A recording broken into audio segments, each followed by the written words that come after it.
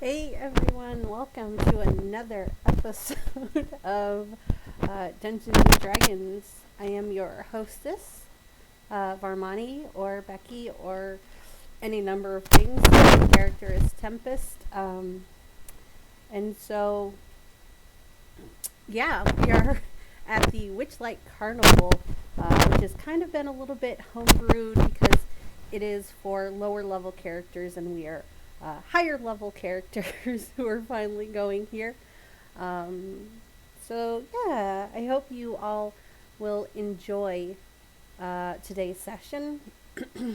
I am going to pop us back over into Discord and see if everyone is gathered, and if not, we'll give them a couple of minutes. But I know the DM's already there, and some of the players, and so I look forward to seeing what's going to happen. Let's go.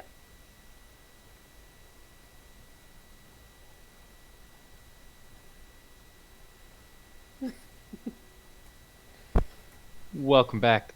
Thank you, thank you. We are still waiting on Theory, so we still got a few minutes before we really get rolling. Yeah, and I've already mentioned that to the Cool. to my channel that we might have to wait a moment, but it'll be okay. Just a few. We don't know, and we may get started here in a minute anyway.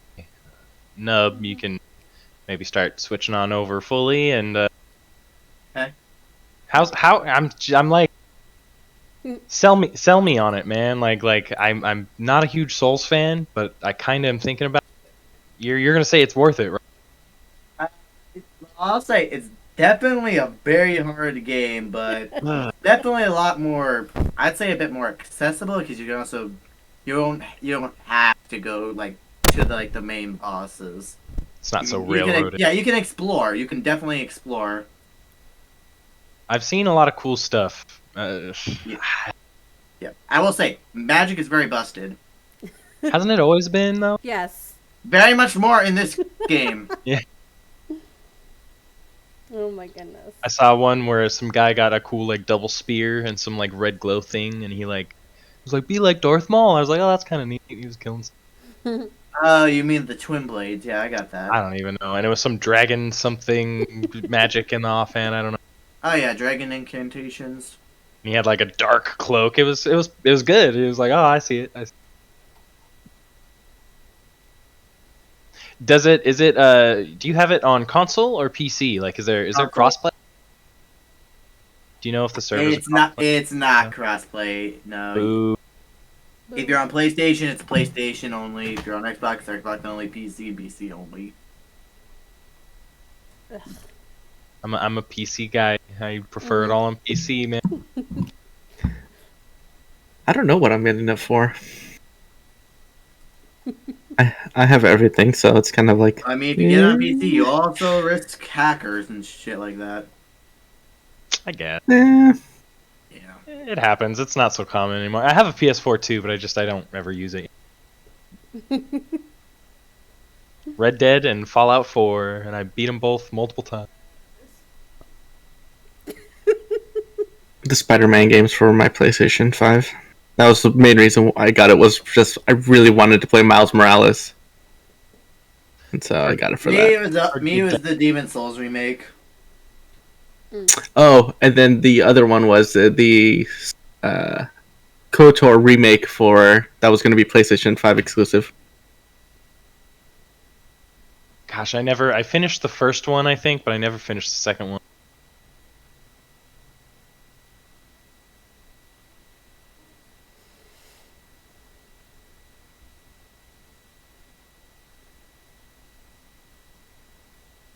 Guessing we're waiting for Theory. We are. Yeah, we're gonna give him. Okay. We'll give him maybe 5 more minutes. If he's not here by 10, we'll get Start rolling with them. without. Yeah, we'll give him a few. I know we just started stream. Good time to take a pee, grab water, whatever you got to do. I'm gonna do that now I've already done it, but yes. because I always end up having to go halfway through. So I'll be. Hmm. That's too funny. Mm-hmm.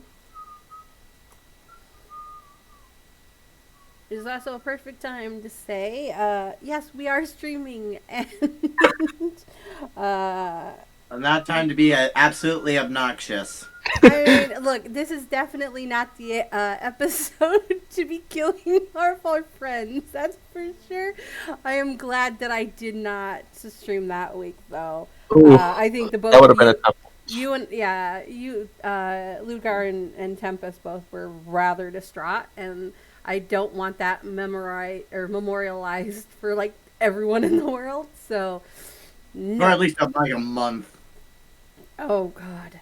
That was a heart wrenching moment. Yeah. But so my Sunday campaign, they're gonna find a couple of corpses in that dwarven excavation when they get there. Just so you know.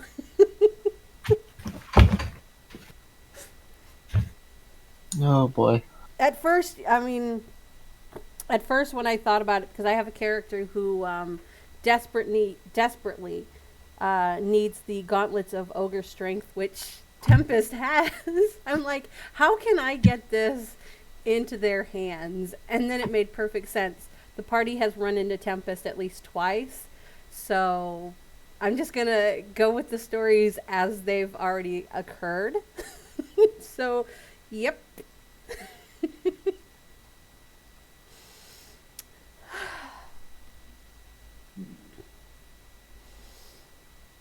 The only thing I will not give them is the cursed blade, however. So, that is safe. Unless they really annoy you. No, if they really annoy me, they have 2 goblins and a kobold with them. You know, I can take out some kobolds and goblins and put them back to having no healer. I can do that. I'm the DM.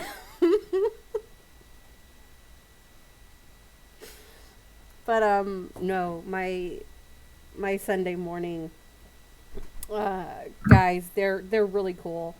And they're finally getting some of the backstories for characters, so I'm happy. Which is more than I can say for my Monday night guys. I swear, they give me the most problems, too. Oh, Chaos Goblin. No. So, my Wednesday party that I DM for, I know most of their backstory, so I can start like weaving in little bits and pieces here or there. Sunday morning, same way. Monday, I cannot figure out how to pepper in this story with anything at all. Like, one person has a good story, everyone else is just kind of flat, and I'm like, ugh. So yeah, they've been a challenge, just the party itself.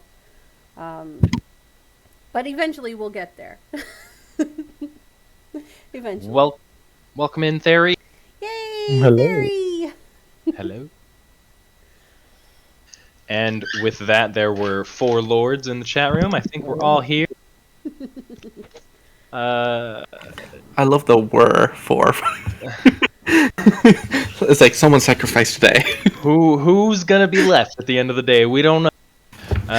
Someone will probably be a crown higher, though, as we will likely finish off our time in the carnival tonight. And without further ado, we're gonna start raising that curtain because we're all here. Thanks, Theory. We're all here, no problem. Love to hear from you. We're going to play ourselves back in. We had spent the first half of the evening in the Witchlight Carnival. Unfortunately, upon strange circumstances to begin with, bringing the corpse of Tempest to the leaders of the Witchlight Carnival. Elxion wished her alive again. Shortly after finding some joy in the carnival and rekindling that spirit, we found the knight Ludgar pulled from the Fae or the Shadow or some sort of extraplanar area there by Hersum into the Mystery Mine to face down Tempest as her greatest fear. He ran away. I don't blame him. But you all did find each other later on in the evening in the feasting orchard, where Ludgar did, I believe, win the custard eating contest and win a potion of invisibility. It's supposed to be a cupcake, but it's a potion. That's fine. And I believe after that we went to the Big Top, amidst some other side quests with Palasha at Silver Song and some Lost Kitten and such. We just witnessed the hour-long spectacle that was the Big Top extravaganza, where everyone involved with the carnival was giving a performance. Palasha gave a beautiful siren song from a tub wheeled in from the lake. Hurley was juggling. Thaco and some clowns were shooting people off in cannons.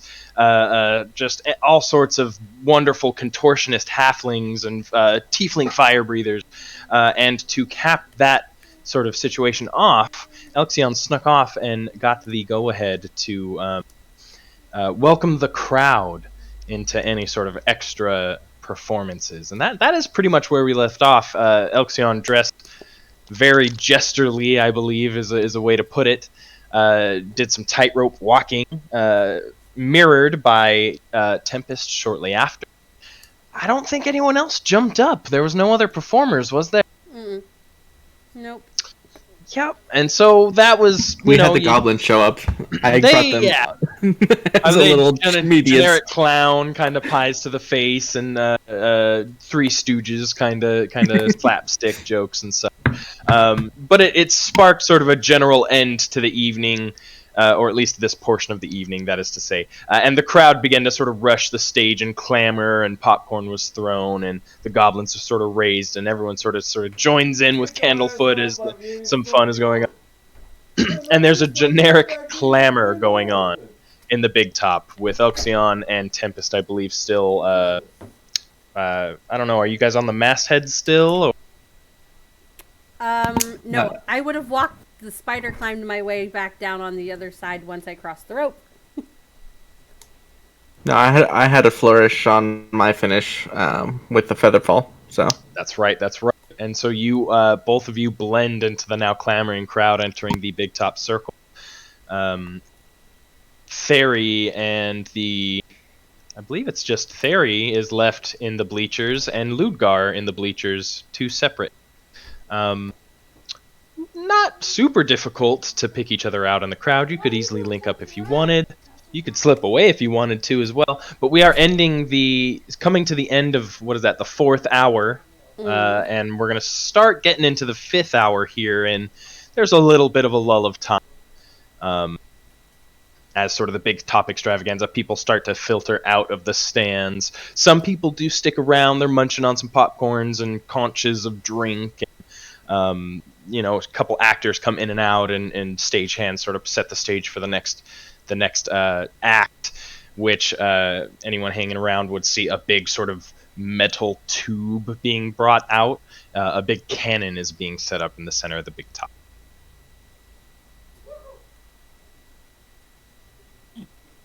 And this would be technically 1 a.m., correct? I believe you were booked for just after the Big Top extravaganza. Yep. With the clowns, I believe it. Mm-hmm. So I guess with that, I would head backstage to start getting ready for that, I guess. Sure, super easy. You know where the backstage, the dressing room is. You head in there, and you are greeted with a sort of portly.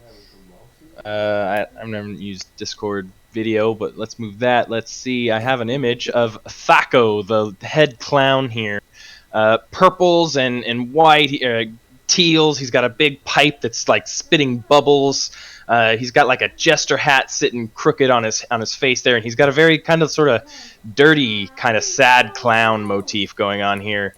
He does have the wings of the Witchlight Carnival, but they are sort of ratty and holy, and they're like crudely drawn. But Thaco meets you and he says, "Oh, hey, bub, are you our 1 o'clock?" Yeah, I am. All right, you ever been shot out of a cannon before? Not particularly, no. Well, Mr. Witch said they got someone sturdy could take a hit or two. Is that you? Yeah, that's me. All right. Well, all you gotta do is climb in and kiss your nads goodbye. Can you do that? I guess. He kind of smirks and chuckles, and he'll take you by the shoulder and guide you over to the flap entry to the big top and sort of hold it out as there's the cannon being set up in the center of this ring. There's maybe there's a bin of water on the other side of the room here. A couple people are still in the stands. There's still there's a moderate crowd going on. You're kind of riding that wave of the extravaganza. And he's gonna hold your shoulder and kind of clasp you there and says, "Listen, it really ain't so bad, but how are your reflexes? You quick on your feet?"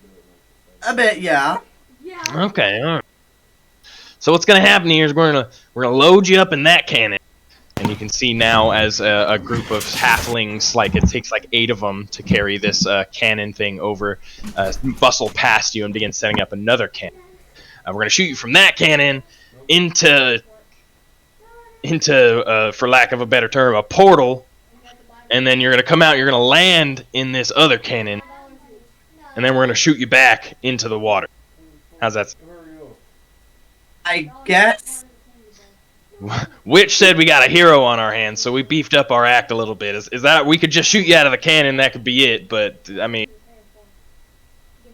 Great. I see more in you. Am I wrong? You're. Say, I'm just kind of in shock of this cannon. Just like, oh god, this is new for me. Now, there's a platform there. You won't get really hurt from it, but you might get deafened a little bit, and just roll with it. You'll be fine. All right then.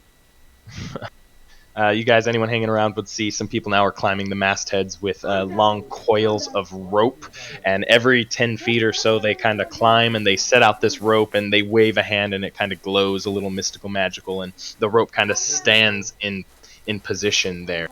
And the rope kind of goes almost all the way up into the masthead, and these cannons are aimed up at the tops of these 2 ascended sort of rope areas here. And there's inline 2 cannons faced opposite, and then the third is a barrel of water. And yeah, that's the act. Assuming anyone wants to do anything else, we can do that, but 15 minutes or so pass, and we are going to transition into the 5th hour, beginning of the 5th hour here, the Witchlight Carnival.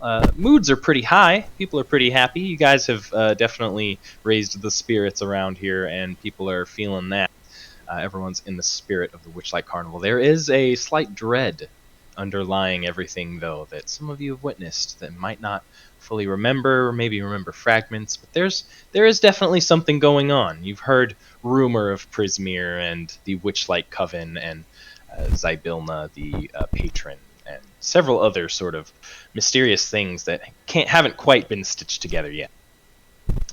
The 1 o'clock hour tolls a bell, and the music is going to change, and the 1 o'clock performance is going to stand up, and he's going to say, all right, get on up in there, climb into the cannon. He's going to sort of pat you on the bump and push you on forward. I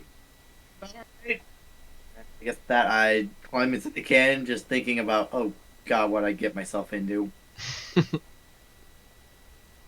There's a couple of attendant sort of clowns set up to sort of help you. There's like a little stairway, and there is a small audience. And as you walk out, there's like the lights dim, and there's a spotlight on you, like directly on you as you step out. And I kind of imagine this kind of look around, awkward, like, oh fuck moment of, oh, the spotlight. And there's a little bit of a drum roll symbol, and the clowns kind of beckon you on over here. Come on. Go over to him. They point at the fucking cannon. I get in the cannon, alright? And so it takes you kind of a minute. It's kind of a tight fit, and they help you up, and you go feet first into this cannon, and your arms are just kind of like, oh, you're stuck into this tiny little space that normally you would have like no reason to be squeezing into something this tiny. And all you kind of now see is this like couple like inches of dark tubing and like carnival tent top. And you see the mast, and you see the rope to the side of it, and you see you're aimed at this rope, and he said it was a portal of some sort. You're not a magician, you don't know, but there's this same kind of resounding, and your heart sort of drops. You're like, what? Whoa. The cannon goes off, and there is a platform that your feet are squarely on, and you are shot directly at this mast top. The aim wasn't quite right. It was supposed to be at the top of the rope head, but you're aimed a little right to the masthead. I need you to roll a dex save. Let's see if you can. Okay. Let's see if you can kind of roll off and get into the right place. Ah, crap, 9. Oh well, you luckily it wasn't so far off that you missed it entirely, but you take a little bit of damage. It's really negligible. You take 12 points of damage. Bludgeoning damage as you kind of knock into this mast top, but you do sort of pinball off into the top of this rope trick that has been knocked, sort of linked to this other rope trick on the other masthead, and you are now suddenly plummeting forward into sort of another sort of more wide-mouthed, almost more of like a catapult situation than a cannon. Very kind of weird mechanical situation, and it's aimed well enough that you land in it, but there's a pause as now you kind of are like, oh fuck, what do I do? And there's another drum roll, and you have kind of a moment. You have kind of a moment to maybe do something. Is there anything you want to do in this couple of seconds? If there's anything I can do. The drum roll cymbal. Nothing? Nothing, can't do it. Got nothing. It's more of a catapult, really, and so it's like a slingshot or a trebuchet where it kind of, instead of it's kind of more of a tension lever that now springs you forward into the very same rope trick you came out of. And I'm going to need one more dex save to see if you can kind of fall into that portal well enough. 12. Well, it's enough to not hit the mast. Above 10, 12's pretty good. Not too bad. You fly seamlessly through this portal and shoosh, like back into this other masthead, and coming before you now, plummeting towards you, is a bucket of water, a wide tub of water, really. And let me ask you how you want to land. Are you trying to like superhero land? Do you want to like roll? Like, how do you want to kind of try and come at this barrel of water that's supposed to break your fall? Oh shit.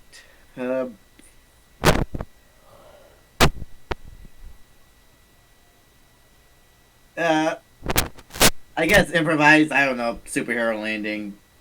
Sure, that's probably in athletics. You could try and maybe like flourish and land and throw your hands up or something. You can do anything. Just use your imagination. I don't know. Superhero landing, and we can do that. Yeah, I guess sort of. I guess as I get launched, I would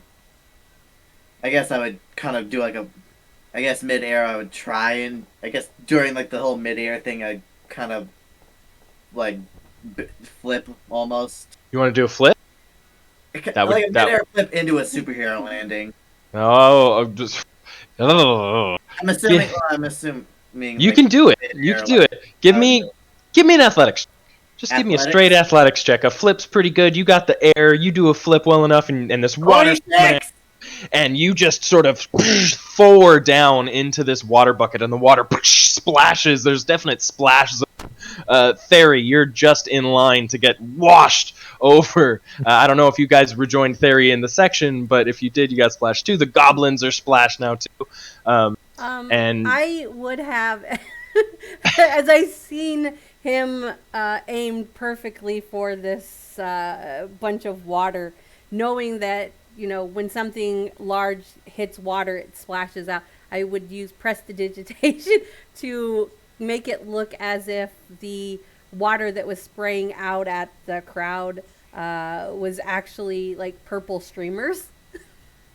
Yeah, you could color it and texture it and give it all sorts of cool sort of jazz. There's like paint splats and confetti and streamers kind of that come out. Yes. A couple of prestidigitations in there, and you definitely exacerbate the situation. Well, fantastic. So what's happened now is you finished super well. Tempest really sort of helped finish you off there. You're now sort of fist down in this like ankle deep puddle of water, and now the same sort of thing. The spotlight shines on you one last time, and there's one last, and the first people to sort of raise their hands and start clapping are the clowns, and they a little whistle from the back, and the whole crowd sort of starts to begin to clap. Roll me a performance check with advantage. Performance with advantage. Not only but from your good roll on the finish, but because of her prestidigitation. All right, so performance. At least that's with charisma, which is the only social stat that is a plus. All right. Oh God, 5. Why am I rolling so shit? That was with advantage? Yeah, he rolled With a 4 and a 5. Ow. My rolls are shit. Well, you know what? It's always the You said the stats are shit. you said a 5, right? Yeah. 5 is good enough that the crowd like, oh, okay. They kind of clap, and you get like an applause, and a couple people kind of stand up and whistle. It's not the like full-on standing ovation.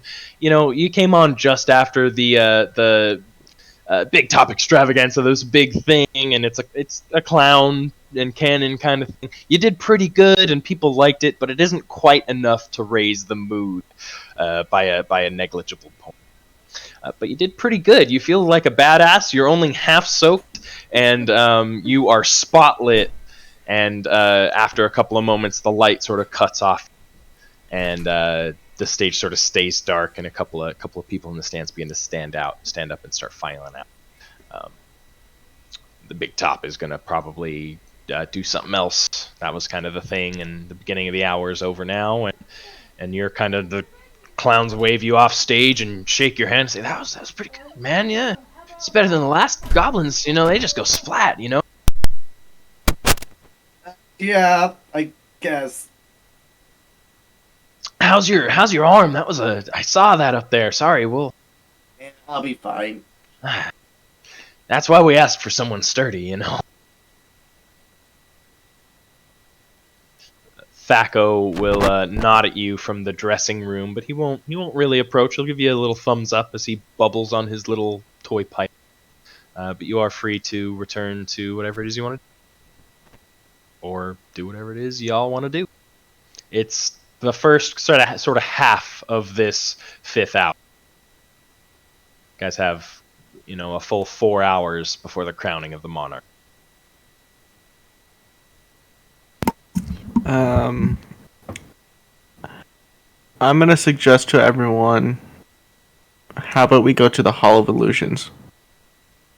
I can't lie, I was actually thinking of going there myself. Oh, that sounds like a lovely idea.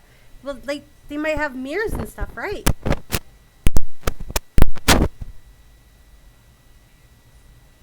As long as they have plenty of unicorns. God. It is a new hour prompted by the unicorn point. Slab will grab a cup of concha water or beer or whatever it is, and just pour it sort of over his head, and the little crown blossoms a little.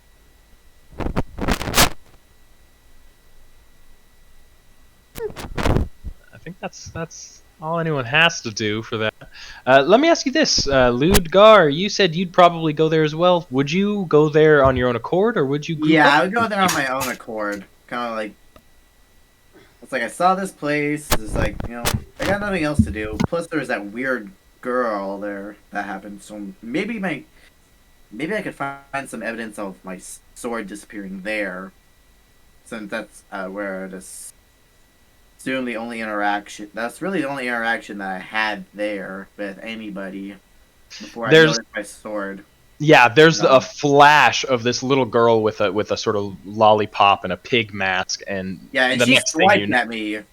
You saw the beginnings of maybe a swipe, but after that was sort of that moment where it sort of cuts off, and you were left in this sort of empty space, and that was really the last moment you remember. The weight of the weapon on your shoulder. Yeah, so that's where I would head on my own accord. So you both separately, Ludgar, apart from the rest of you, make your way over to the Hall of Illusion. Who would be the first one to get there? Who's gonna lead the Lord?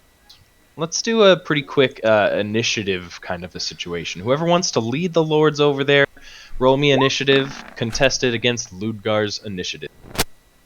So we all roll initiative? No, you and one other person are gonna roll initiative. Okay. Go ahead and roll. He beat me. Okay, Probably. He did. I saw the number come up. I'm Yeah. like, yep. okay. Oh wait, what did you roll? I only got a 6. Oh yeah, I got 19. Oh yeah. So Oh yeah, I definitely would have beat you even if I rolled a 1 because I got a +8. the alert's pretty good there. Yeah. Nah, So that's- you sort of on the hackles of your less than stellar performance. It was pretty good, but you kind of kick rocks pretty quick and get out of the big top, and you're like, all right, let's get out of here and do something. Let's change the situation. Do a little investigating. And I you can are gonna make your figure way out what over happened to the Hall of Illusions, and I'm assuming you just beeline it. You can practically see it Yeah, I from where pretty you're much at. just do a quick jog. All right, and so we will play the Lords in just a minute. I'm gonna change the music, which I own none of the rights to. Sorry, Twitter.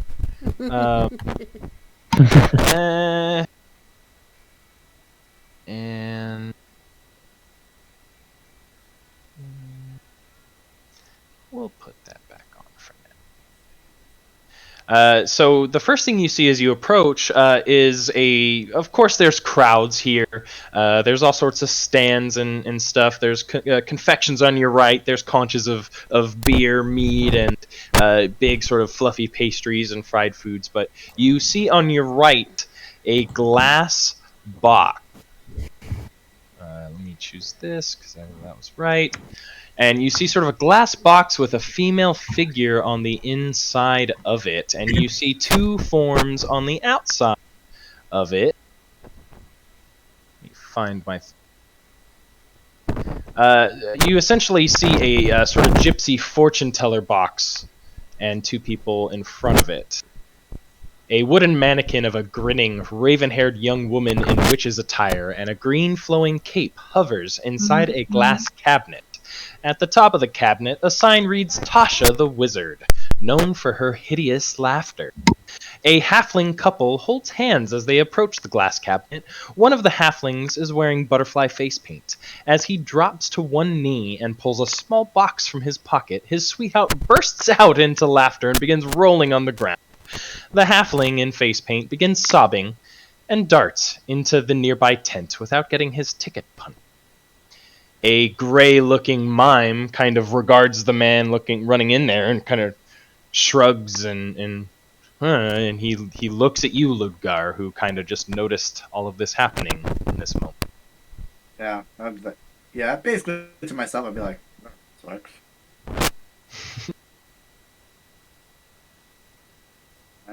I guess with that, I'd approach the mime, assuming that he's the one that's to punch my ticket. The mime nods as you approach, and he has some flowers under one of his arm and a ticket punch in that hand. And he seems pale and drained, and he has kind of a little floppy cap, and he's a skinny, sort of pale male youth. And true to mime fashion, he does not speak. And I know we can see me. I would love to mime all of this, but that's not going to happen. He's gonna look at you, and he's gonna point two fingers at his eyes, and he's gonna sort of motion at the two halflings. The one male who is now sort of sobbing and hand on his hip. He's looking at the cabinet and looking at the Hall of Illusions, kind of distraught. Candlefoot the mime kind of says, "Are you seeing this?" I was like, nah, just like, yeah, I saw it. He's gonna sort of nod at you and gesture kind of up and down with his hand at your armor and your big old satchel over your arm. And he's gonna sort of motion at the guy and shrug. Like, I shrug back, just like, I don't know. He kind of and he'll motion to you again with his hand up and down, and he'll sort of thumb over his shoulder at the Hall of Illusion. He wants me to go in there, assuming. He shakes his hand and waves his head and clicks his little ticket punch twice. Oh, the ticket. He's asking, are you wanting to go? Yeah, I pull out my ticket and I let him punch it. A large tent is painted with a mural of shifting images that show grinning fairies diving into pools of color. The helical spirals of the tent's pointed canopies rotate in spirals, and the whole display seems designed to befuddle onlookers. A clown dressed in muted garb stands at the tent's entrance, and blinking at you. He is gonna click your punch, and at that moment where he clicks your ticket is where the rest of the Lords of Phandalin sort of file into this space behind you as a group. The goblins are saying, that guy with the cannon was really cool, but I think you guys tight walking was better, but I really liked the mermaid, and they're just kind of gushing at you guys. And you see the familiar knight standing at the entrance to the Hall of Illusion. Yes, and with me, my ticket getting punched, I go straight in. Y'all see that. I'm going to give you guys a moment to sort of assess the space. There's a frowning halfling fella by the cabinet, and he sort of kicks the cabinet and sort of mills about. He seems dejected. Candlefoot the mime is kind of... He notices you, but he's not going to... He might wave if anyone looks at him directly.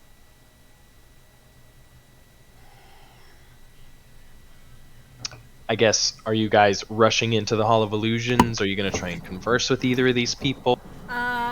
Well, first I would hold out my ticket so I can get it punched because I cannot go in here without doing so. Like clockwork, yeah. You hold it out and he clicks it. Easy. And then seeing someone who is frowning, and this is a place that's supposed to be for happiness, I will prestidigitate a bunch of flowers in my hand. Okay. And I kind of hold them out to this little halfling. Here, what's wrong? He kind of tilts his head maybe and reaches for the flowers, and as he sort of reaches for them, they... Prestidigitation, it's a bit of an illusion, so as he sort of reaches for it, they don't wilt, but they kind of maybe wisp into the wind and dissipate as he takes them, but it is a nice enough gesture, and I was proposing to my sweetheart, and this fucking box here made her laugh, or I don't know, maybe she just thought I'm a fool. She ran into the Hall of Illusions there, all sad, and I just feel like shit. Sorry. Well, I have never been proposed to, but I think if someone loves you enough to propose to you, then it's awfully wrong of them to laugh at you. I'll go find her. What does she look like? Well, she's about my height, and she's got blonde hair, and she's voluptuous, and she was crying, so she's probably just distraught in there. Say no more. I'll go find her. Her name's Ruben. Okay. And I will go in looking for a voluptuous blonde halfling. Reading the source material here, I am deviating a little bit, but hey, that's fine. That's how fine. You rush in pretty quickly. One, maybe 2 turns after Ludgar. Fairy, Elxion, and goblins are. What do you guys want to do in this short moment? As Tempest is sort of already ticketed and headed inside. Follow? Nothing? That's fine. The goblins... Alexion's kind of like thinking of like, what was she referring to about the not... Never mind, I'll think about that question later. The goblins will hold their stomachs and say, I'm still so full, we're gonna just sit this one out. And the goblins go sort of sit next to the Tasha fortune teller cabinet with the halfling. Therian.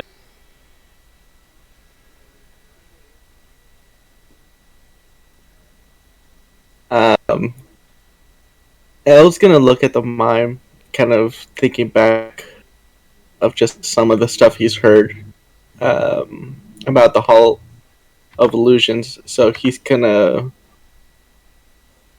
look for anything that seems out of place from what he remembers.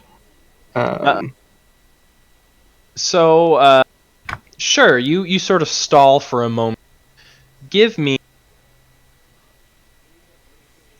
a history check. Give me a history check.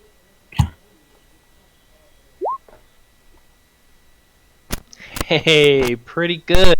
That's actually super cool. I'd like you to join me in the Whispers channel for just one moment, Ooh. please. All right. Secrets. Love secrets.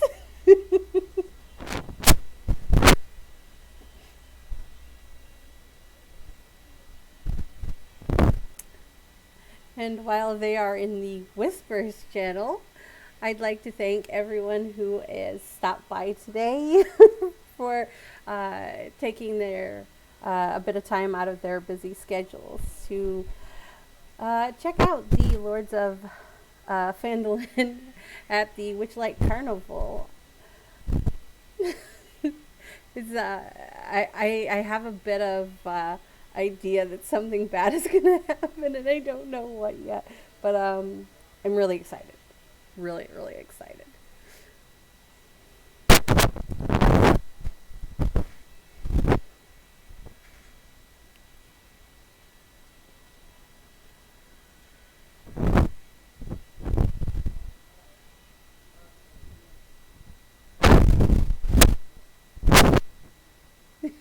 Oh.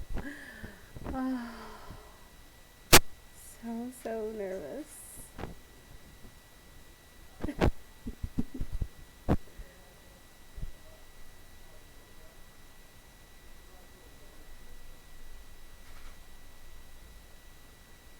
Oh my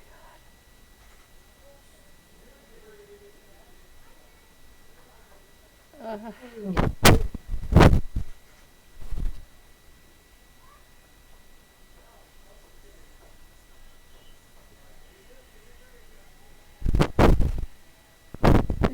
I'm gonna fireball every. No, okay. Oh my god, it's not a fireball. I heard that. I heard the pony coming. But so Elxion kind of notices this cabinet, and something clicks for him there. I am gonna say, with you sort of noticing that, I do need you to give me a wisdom save, as you hear in your head, "Stupid boy, your face is silly and you smell like a turnip." But you shrug off the effects of the badly curated, hideous laughter, and you might chuckle at that, but it does not overtake you with laughter. I've heard funnier jokes than that one.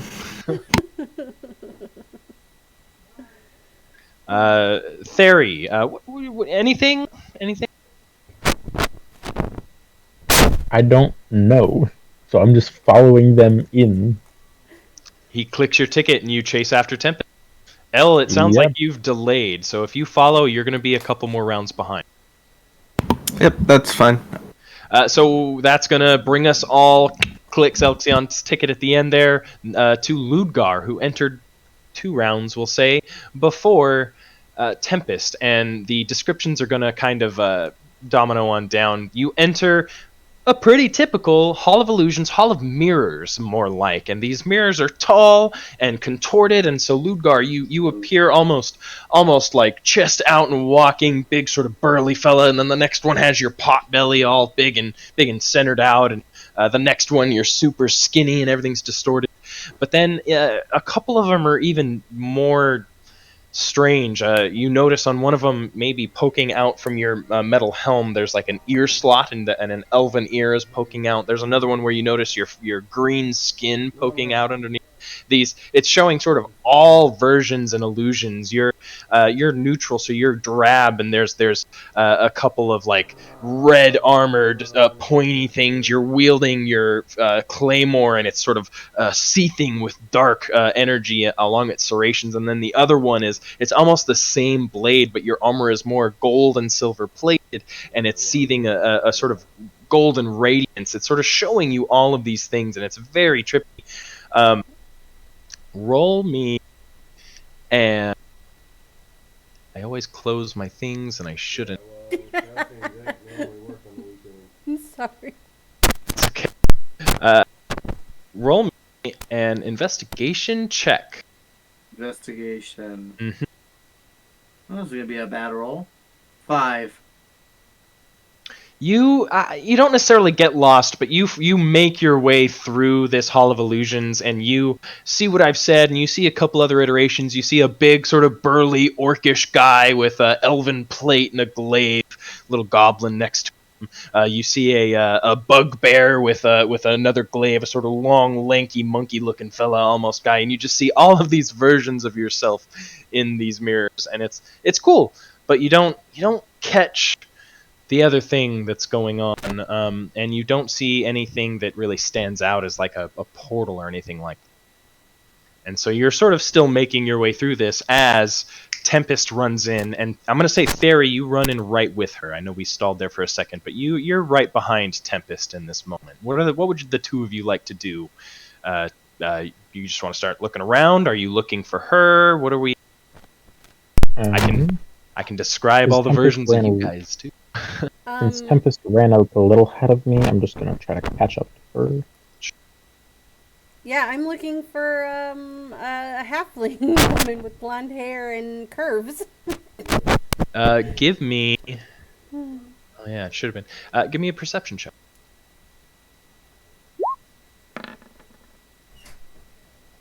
Uh, 17 because I am at disadvantage still. That's right. Thank you for keeping track of that. I appreciate it. Fairy, I'll say you're catching up to her, but you're able to sort of keep pace. You kind of linked up with her. You're behind her, maybe one action behind, sure, but you're able to sort of follow her. And Tempest, you looking around, you're looking for other people in these mirrors that are not you. Mm-hmm. And you see in these mirrors, you see you see a genasi, a sort of fighty, sort of short sword, fighty type genasi with windy hair. You see a sort of straight-laced, straight-shouldered version with like a silver snake eye patch, ponytail, head high, mask high on her face, standing next to an uncle. You see all of the versions of yourself. Theory, you see Eladrin versions of yourself. You see more fighty versions, and you see a full druid. You have antlers on one of these. Just all of the possibilities that lie before you or behind you. Tempest, you do find Reuben gazing worriedly into a mirror.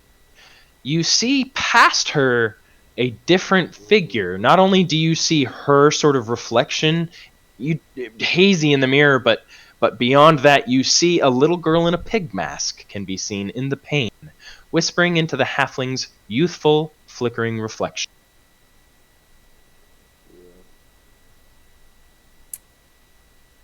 Do I know if she is actually there or if it's reflection?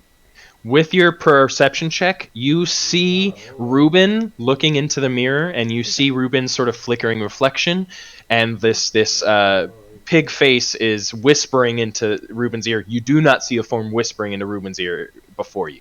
It's only in the reflection of the glass pane. Okay. I remember enough about my time in the Feywild that year that I spent working with Hersum. I probably know that there's some magic trickery happening here, and I am going to be very chaotic. I am going to lift my hand towards the mirror that has the flickering image of her and Eldritch Blast that thing. Oh my god. I love that. Some people say you can only Eldritch Blast creatures. I don't like that. It's a finger gun. You're going to shoot at the figure you see in the glass pane here, and so you raise your hand, and however your magic manifests itself, shoots off, and as you're firing this purpley, greenish, fey-touched magic, the figure in the mirror is going to look up at you, and as it comes, you get just the glimpse of her turning and running as the mirror then sort of splinters into a million pieces. A couple pieces might hit Reuben. She shakes and turns and looks and maybe wipes just a bit of blood from her cheek. What? Oh my gosh, what is happening? She looks around and is very confused by the mirrors and everything.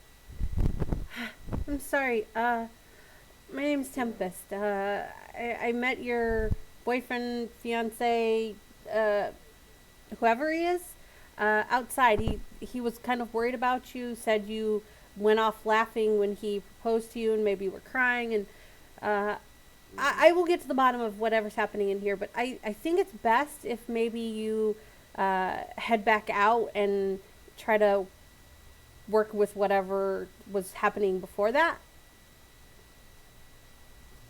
The last thing I remember was hearing a really mean joke in my head, and I thought it was, I don't know what I thought, but I couldn't help but laugh. And can one of you maybe help me out of this place? Shakily stand. Yeah, I will turn and look at Theory, kind of that look between the two of them as to, do you want to go or shall I?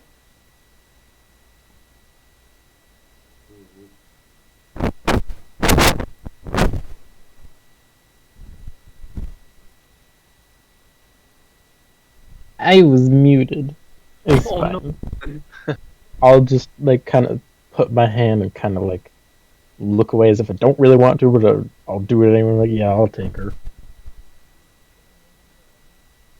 Sounds like you raised a hand to sort of usher her along, and she will be led easily enough towards the exit of the Hall of Illusion. Theory, as you are escorting her out, she will sort of, I wouldn't call it babble, but she will sort of talk almost as if to herself, but she is talking to you. She's going to say, I just had...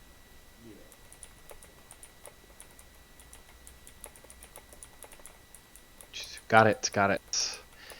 She will say, it was a young girl, and she smelt as she was dead, and she was wearing a pig mask, and she had a lolly to pop, and she was whispering into my ear, asking if I had any regret, and that if I had any regrets, she knew someone who could help, and I just had to follow her. She's gonna look up at you and kind of say, does that make any sense to you? I believe I've seen the girl you're talking about. I also believe she might not be a real girl. I don't really even remember her. I remember the smell, you know? It was like damp earth. Mm-hmm. And rot. Her nose sort of crinkles at that. Something's not right with her. I don't believe she is of this realm. No. I don't know what she is. She said Mother Nightshade would help me. Do I know who that is? You're a long-lived elf with some familiarity with the Fae. Give me a history check. Okay. It might be an Arcana, but I'm going to go with history because it relates to you seeing it in your path. 15. Hey, you know, that's actually not too bad. You're old enough to have heard a couple of words about Scabatha Nightshade. Scabatha Nightshade. Alright. And I can link that to you if you want, but... Please do, because I don't know who that is. You would know her as... yes, I believe that's right. No, it's not Scabatha Nightshade. Sorry, take that away. No, that is right. Scabatha Nightshade. Why do I not have her info? Doop. She is one of the Hourglass Coven. You know you know that she kidnaps children. I think that's a pretty good for a 15. Sounds like a party. She definitely kidnaps the little ones for who knows what. And at about that time, as that sort of realization dawns on you, you escort Reuben out to I don't see the guy's name. We're gonna call him John the Halfling, and Candlefoot will sort of brighten up as he sees you lead her up, and be like, "Oh!" And he will. There's a visible, audible squeak in his voice, and he will hand her a flower, and the Halfling John will run up and with ring, grab sort of her hand and slip it on again, and say, please, let's get me. She sort of wipes a tear, and hugs him, and she's yes, oh my gosh, yes. And you can see there's immediate reconciliation.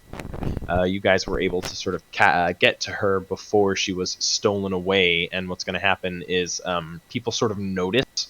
A couple of people stand around and raise a mug of honey mead or puff some bubbles. You see some dragonfly riders buzz by on the figure eight, and a couple of people in these floating bubbles. Everyone sort of claps, and Fairy, they're kind of looking at you and clapping as you are standing next to these two little halflings, and the mood of the carnival raises by 1.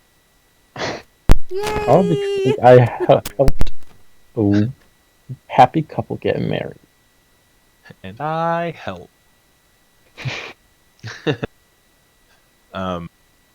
So Elle, you're kind of left out of here, and you're like, huh? And you're delayed, and you know this about this thing, and you kind of see them rush in, and just a couple minutes later, out comes Theory with the little one, and this applause happens. You guys are now left outside, but this also leaves Ludgar and Tempest inside.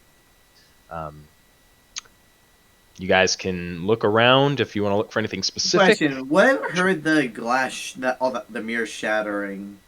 With, You're alert. You have a pretty decent passive, right? What's your passive perception? my passive perception.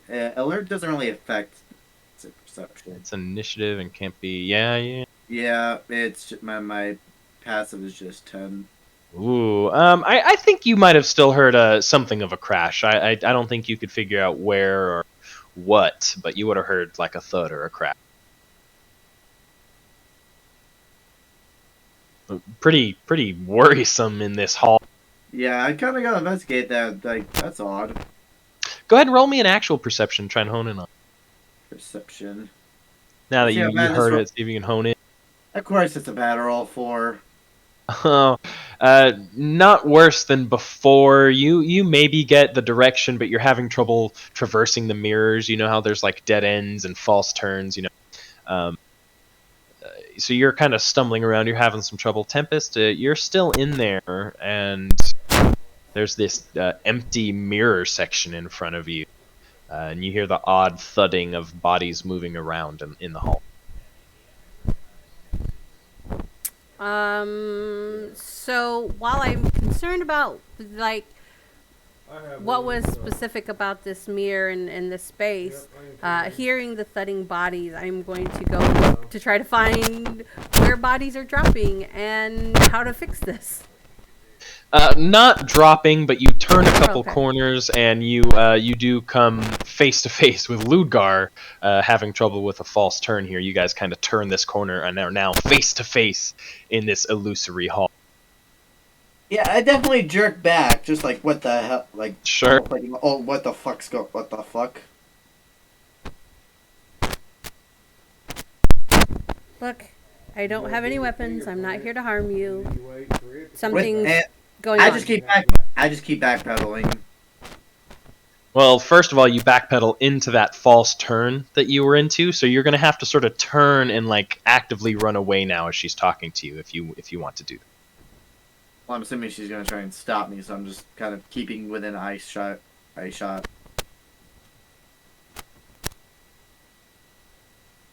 She's explaining she has no weapons. She's not here to hurt yet. Still kind of scared. Sure. Because all I can really remember is she's dead. She was dead, and now she's not dead. Would you say anything to that effect? Would you communicate with her, or are you just more trying to run away? I would more be like stuttering, just like. You.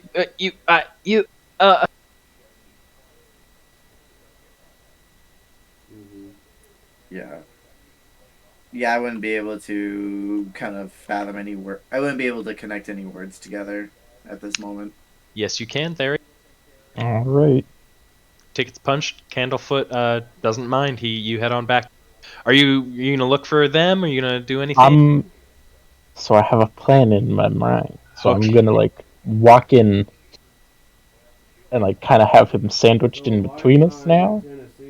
Ludgar, give me a perception check to make sure that you can sort of hone in on them as you hear sort of the Let's do dull of another a battle roll. conversation. 7. That's Theory, not Ludgar. Oh, I'm making that I roll, heard, boy. I heard. I thought. 13. That's okay. It takes you a moment, but you do sort of manage to find your way over. Not necessarily sandwiching him in, but I will say from another sort of angle. Let's say. Okay. So, but I can see him trying to run away. He's sort of backed into a sort of corner of a room here, and Tempest is at sort of the doorway, and you can see she's trying to sort of converse with him. Yeah, you all sort of see each other now in the same Hall of Illusions room, so there's many bodies and many things going on, but you can pick each other out of the quote-unquote crowd. Okay, I'm gonna whisper something to you because I don't want everybody else to know. Sure. Do we need to hop into the channel? Oh yeah, that'll be faster. That would probably. be so much faster. As they could have just, messaged each other. It's okay. Yeah, but sometimes it takes too long to type. Especially if it's long-winded.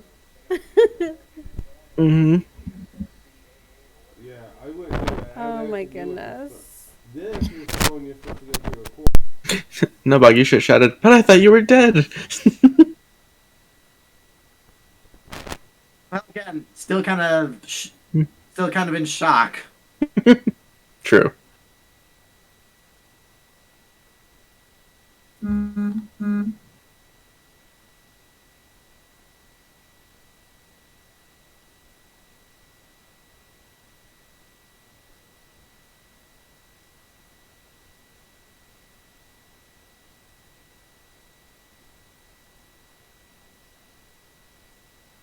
All right. We're back. A lot of whispers today, having a good time with that. It's always whispers. So Ludgar, while Tempest is trying to talk to you, you see a familiar-looking elf sort of. Corner is a strong word, and it makes it sound aggressive, but he comes in and he's sort of now in the space with you as well. Do you say anything, Theory? No.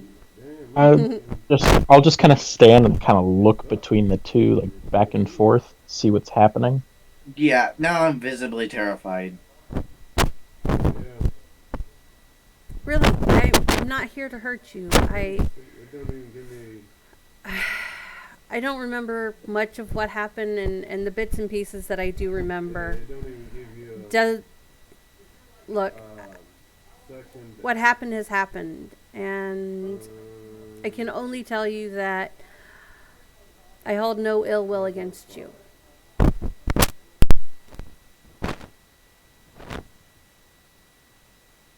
I still wouldn't say anything, but I would kind of tense up a little less, but still not in a favorable situation socially for myself right now. I would even say with your passive insight, it is trained for you. You're pretty good at reading people. You can get that there's no dishonesty here. She's sort of bearing her soul a little bit. Maybe it's difficult for her to do this herself.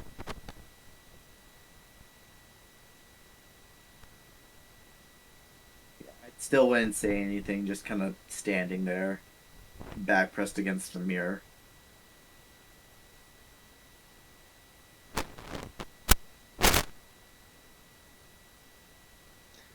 A voice pipes up in your ear, Ludgar.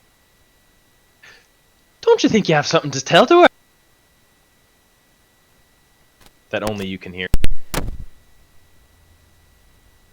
I guess with that I kind of slap my helmet. Sure. On my ear. It's like, shut up. Almost like shut up almost. Like now's not the right time for this shit. Well, get on about it. If you two are to do a little work for me, you gotta get along. Get to it. You feel a tap on your rump once more, similar to Thaco pushing you out into the big top carnival. You're not pushed forward, but you feel the slightest sort of nudge forward. No one is there.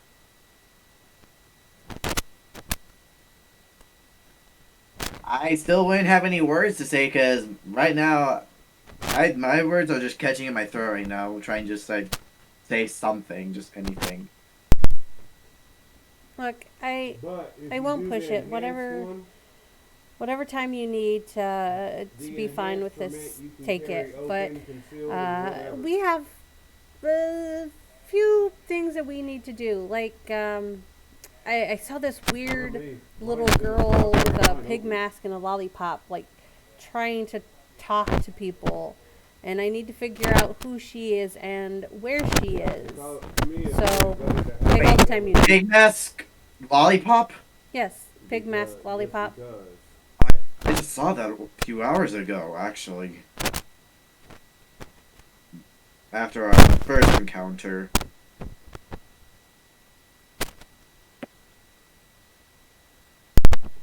No, I just saw her reflection in a mirror, and I shattered the mirror trying to, wound her. Didn't really help none.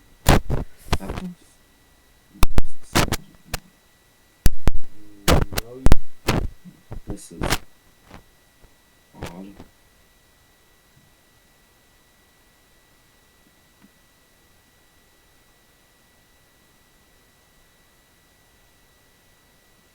That's definitely odd.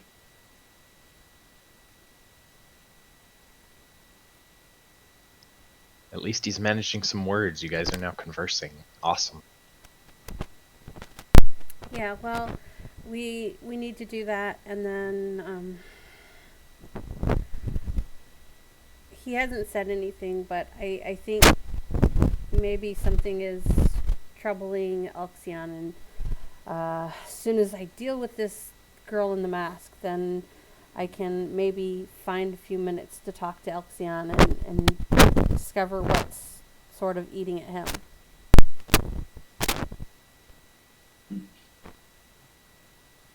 I guess. So as you guys have finally started talking, Elxion has entered the Hall of Illusions maybe a moment or two ago, and it's taken him a couple of minutes, but he now sort of appears sort of behind Theriatios in the same sort of room there. You know, I really hate the Hall of Illusions. Theory, you see, one of you is like a black, almost a bondage mask. I know that's kind of weird to say, but like a black leather mask on your face and a red jumpsuit. You have a guitar and it's shooting fire. You're on like a bungee system. You don't even know.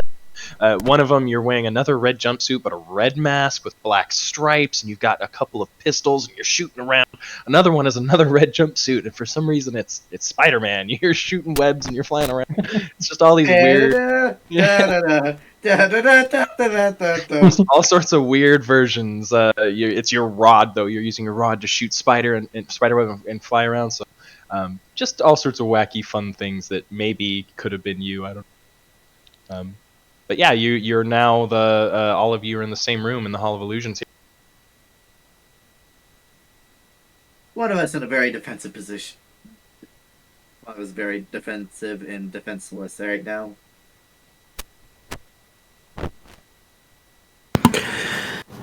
Put your weapons away. No weapons are drawn. Yeah, no one's drawn a weapon or anything. You guys No just one been has a a little weapon tense. though. No, I misheard that defensive part then. Speaking of weapons, I know no one's drawn any, but Theory, you were kind of doing maybe a borderline aggressive ready action there. You sort of take stock of your kit, and Elxion, you as well. You guys take stock of your stuff, and you're starting to realize, holy shit, your oath bow's gone. Oh, Talon, that's a problem. the scabbard and Talon are missing from your weight. Elxion, your Talon is missing, Oathbow's missing, and the Claymore is missing as well. Hey. Your mind recalls back to a little bit of a skipped memory after you had barged in to save Tempest's life. After that, it took you guys a moment to get back to the ticket booth, and you're remembering. It's like you're remembering the absence of something. You know, something should be there, but it's not. It's like a skip in a DVD. It's like you're walking along, and suddenly it's totally different, and you're missing that in between moment. The three of you specifically missing weapons. It's a good thing that I don't have magic weapons.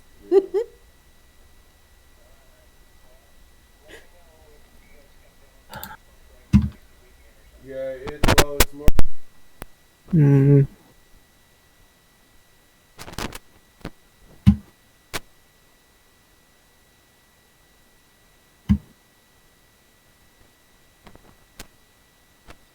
And so a little bit of time has passed. It's coming up to the end of the 5th hour here. 1 o'clock in the morning, almost 2. I guess, yeah, something like that. And you guys are all just kind of standing around in the Hall of Illusions, and the mirrors shift ever so often, and you see another version of yourself as they change. But you're sitting in here, and you're having a little bit of a hard time piecing things together. Can I answer any questions? Do I need to go over anything? You guys gonna just hang out in the Hall of Illusions? I'm going to, because I still feel like there's something goofy with the mirrors. I'm going to kind of walk through the hall again, touching every single mirror as if like something might happen somewhere. So yeah. Okay. Um. It's gonna take a bit of time. So what's everyone doing? And we'll see. So I'm gonna go to the mime, remembering that I think I heard he lost his voice. You did.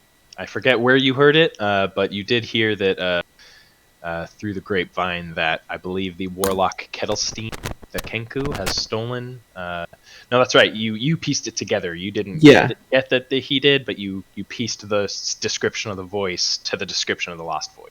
Yeah. Because I talked to Kenku, and someone told me how the mime sounded, so it kind of pieced that together. Yeah. Yep, absolutely. And he is standing at the Hall of Illusions, and he'll welcome you with a bit of a bright demeanor and hold an outstretched, sort of shrugging hand at you, kind of a "What's up?" I'm just gonna point towards his, to my own mouth, kind of saying if he kind of looking like if he can speak. Shakes his head, covers his mouth, and holds his throat. He's going to hold his hand out next to him and sort of indicate a shorter kind of person, and he's going to flap his hand on his mouth in front of it in sort of a beaky kind of thing. Kenku. Nods eagerly. Kind of start describing what the Kenku I saw, if it's matching. Kind of shrugs, wiggles his hand as a maybe, and kind of makes the beak gesture again. You don't really get it, but he kind of says, It's a Kenku, right?" Yeah. As you're talking to him, let's go ahead and have Tempest roll me that.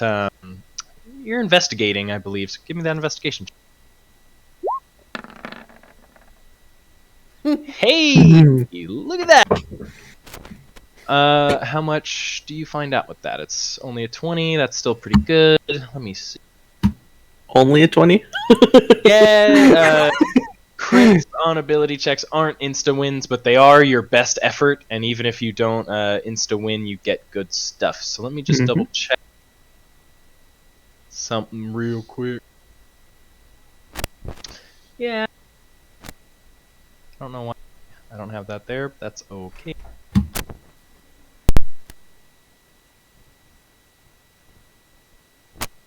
There is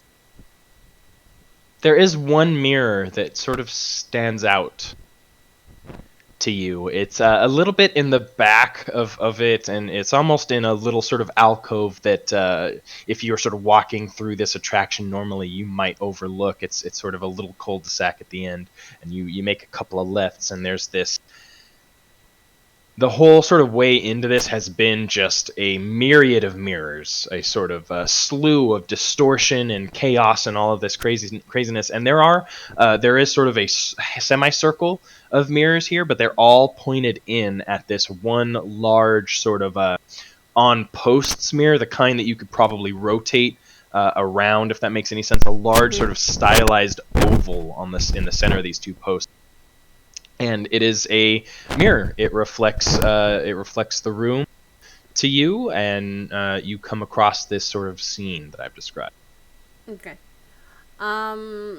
So the first thing I'm going to do is look at myself in all of the mirrors to see if any of them are reflecting the 2 rings that I'm wearing in a different manner. So I'm wearing the ring of protection from the Tresendor Manor on my middle finger, and I am wearing the ring that Warden has offered me to wear for quite some time now on my index finger. And so they should be both on my left hand. And I'm just checking to see if anything kind of looks off about these mirrors. So I think what I'm imagining here is they may have been different in the rest of the halls, right? This aspect might have been different, but this room is showing true reflections. So it is you with your no mask and your scar and your swords and your gauntlets. The rings are untarnished and unchanged. Okay. In that case, then I am going to move closer to the mirror that all of them seem to be pointed towards. Almost as if a neon light is pointing this one in front of me. It definitely the sort of impression that you're getting. And as you approach, you're looking at this mirror, and from the edge of the mirror out pokes a horned, furry head with a spindly goatee, and he just goes, "Ooh!" And he, whether or not you're startled, he will sort of step into the center of this mirror, and he's going to step through the mirror towards you and out and step into the wood, perhaps, flooring of the Hall of Illusions. And there stands Hersa, the satyr god of thievery and trickery and all sorts of good rebellion stuff. He's going to say, didn't think you'd be ended up here so soon, but you found the portal, you did, but you need the magic word. Assuming that I don't know the magic word, because I haven't heard. Oh, yes, I have. Maybe there are magic words. I don't know if you know the words. Hersum will continue and say, I think only the I think only the masters of the carnival know the magic words, but yeah, I'm kind of special. I get to go wherever I want. You know, you and I, we've gone places. But I think we need permission to use this one. Because I trust my patron, and because so far he hasn't kind of swayed me in the wrong direction, I nod at him. I turn around to leave the hall because I know that I need to go and find Mr. Witch.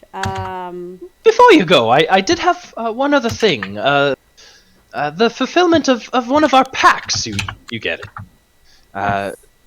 Something that might benefit you as well. I seem to have lost my quarterstaff. And I would be just so delighted if you were to retrieve it for me. And where did you, by chance, misplace it, lose it, last see it? Well, you see, it was here, actually. I kind of came in without a ticket, and the next thing you know, it's off my person. Alright, very well. I will look for Mr. Witch. I will find the password to go through the portal, and I will try to find your missing quarterstaff. And I offer him a very beaming, happy smile. He'll smirk and nod and say, "Ah, that a girl. Go get him. One of the hags of the coven probably has it.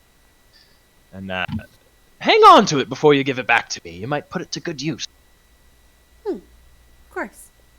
And as I am leaving this particular little area, I say just loud enough that hopefully only I hear myself say this. I say, "Debate the Talon." And I remember that the goose swan thing had said something to that regard. So, Debate skills, yeah. Yeah. But I will begin walking out to do the two things that I have told my patron I would do.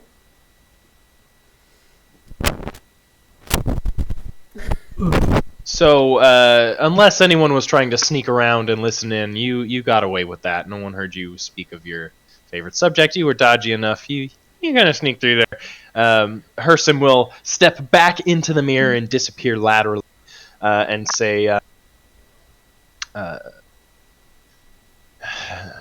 "You might not remember much of the Fae, but it'll all start coming back to you. It'll all start coming back to you."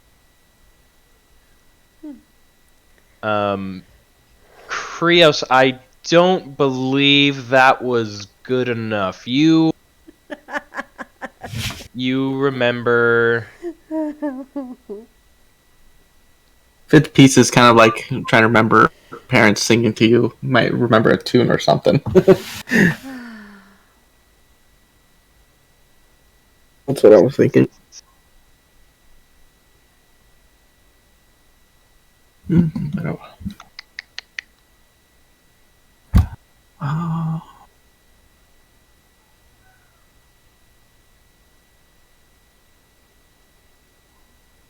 Yeah, you don't recall anything that would... You might have gotten like a mist or a rhyme, a couple of words, but not enough to piece together a full incantation. That's for sure.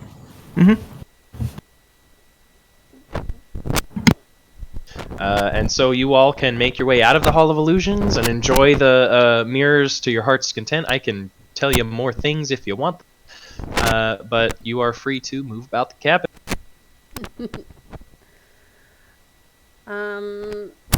So, not that I don't want to spend time with my friends who are hanging out here, but Tempest has plans, and they involve finding a particular quarterstaff and finding a password. So, the first place she would likely go is to the Lost and Found, because maybe lost items make their way there. And you're looking for the quarterstaff, the Lost and Found? Yeah, I have no idea where else it would be. Like, to her brain, that's the place to go and look. Well, that's easy enough, and anyone can follow if you want. You walk on over. We are going to transition just into the beginning of the 6th hour now as that happens. You walk on over, and you see Durlagron, the scarred, invested displacer beast, roughhousing with a couple of boys, and he's got a couple of shelves around him, and he frowns a little bit as you approach and entreat him with your story of a lost quarterstaff, and you, nothing really like that. We got a couple walking sticks, but I don't think it's of the same quality. And he'll give you just the slightest of wink. Okay. If somebody was here and lost something, and it's not here at the Lost and Found, where else might it be? And she's more doing this musing to herself, not really talking to this displacer beast and like for an answer, but like just thinking out loud. I don't know if you've heard it yet, but I think you musing to yourself, Durla being the Lost and Found, sort of hanging out with some kids here, he may sort of look around a little bit and get a little shifty-eyed at that and say, Did your friend have a ticket?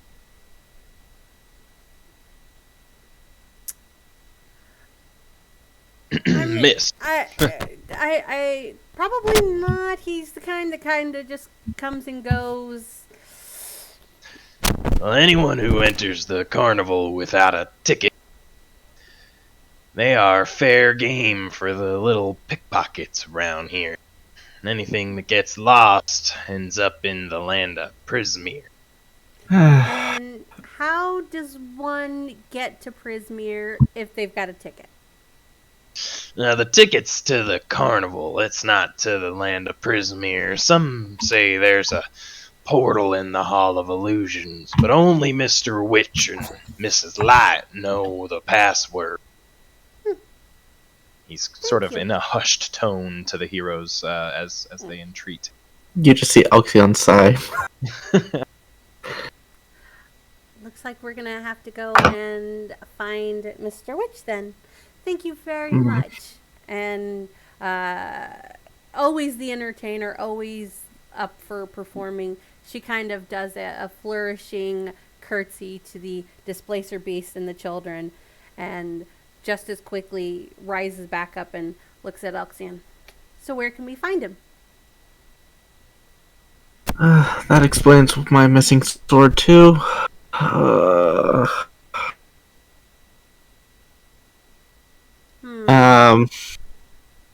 know where we can find him, but at the same time, I know he's gonna be busy. I would suggest maybe try to think what if there's any rides that kind of look from like the sky kind of thing. Well, so there is absolutely a couple of rides. The Bubble Pop Teapot, you float up in a bubble around the figure 8 of the concourse, and the Dragonfly ride as well. You get to control a dragonfly and ride around. Just as you're sort of thinking of this too, you do recall you have a sort of scheduled meeting with him at the end of the carnival, but you do also remember where his cabin is, as well as what's going on. Like you said, he may be busy, but you do know where he is if you were to try and converse with him. So we have a couple options. We have a schedule to meet him after the whole fanfare ends. We can go interrupt him, but he may be busy, so that's another possibility.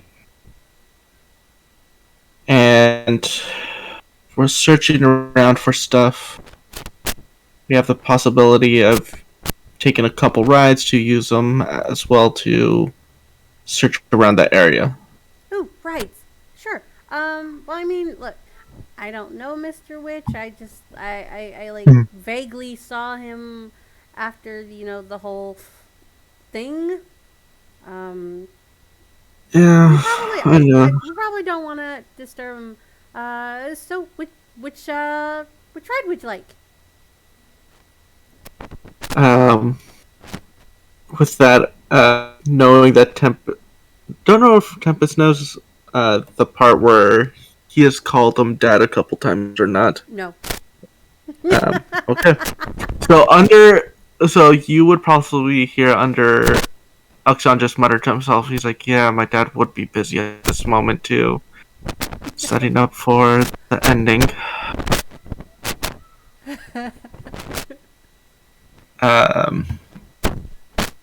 I suggest one of two options: the Bubble Pop Teapot ride, or the Dragonfly ride. Like dragonflies, and she holds up her fingers like the size of what she remembers a dragonfly to look like. Like, how are we, these medium-sized creatures, gonna fly on something that small? Dragonflies it is. Just as you say that, you hear from above you 20 or 40 feet this droning, this kind of buzzing drone, and you look up and you notice this sound that you've been hearing for all hours of the night. You look up and there's dragonflies kind of racing around in a figure 8 pattern here. They kind of zip around and stall here and there, but you kind of realize, oh wow, that's been going on the whole time. That's what that. And they are Ooh. gigantic. Dragonflies. Yeah. And easy enough, you guys make your way east over to the Dragonfly ride. Who's all going? That was you two and Theri and Ludgar. What would you guys like to do? I think Theory stepped away for a moment, so. No, Oh, I was muted. Ludgar did. Ludgar left. Oh. Theory's just gonna third wheel the entire time. Oh, the goblins are hanging out with you, and you get the odd Third, smile fourth, and from fifth wheel. a passerby. You're having a good time, Honestly, but sure, At third this wheel. point, Theory's just kind of cradling his pumpkin, like swirling his finger over top, casting Druidcraft to like make the leaves grow or something. They swirl, and the stem kind of grows longer to where you can hold it easily and spirals out. It's looking very lush and healthy from your druid. Slab will water his head with some more honey mead. He's sticky. He's very toddler sticky at this point. And you guys make your way over to the Dragonfly ride. Ludgar is AFK, and if he's playing Elden Ring, I'm gonna throw a shoe at him. But when he gets Right. back, he can decide what ride he wants to do. But we're all looking at the Dragonfly ride. Let me bring that up real quick. Wrong thing. Wrong. Here it is. I'm back. Just needed to get some few things done. Yeah, just needed to get some grace and all that good stuff. Just need to kill a couple. You would know if I was playing Elden Ring. You're good. I'm just heckling you, man. So they have all headed off to the Dragonfly rides. I was wondering if you had anything in mind. There are stalls around. There's a couple other. There's the Bubble Bop Teapot. There's snail racing. There's all sorts of stuff to do. Or you want to tag along with them. I guess since we had the proper interaction, I'd tag along. Kind of keeping my distance a bit. So you would probably pick up on the, I wouldn't call it third wheel at this point because there's a couple of outcasts, but there's definitely sort of a Tempest and Elxion, and the goblins have a little bit of a family unit. Theri isn't an outcast, but he's sort of a asteroid, kind of orbiting, and you're kind of orbiting at a little bit of a distance as well. But you're all kind of hanging out, in the odd chitter-chatter between, and you make your way to the Dragonfly ride.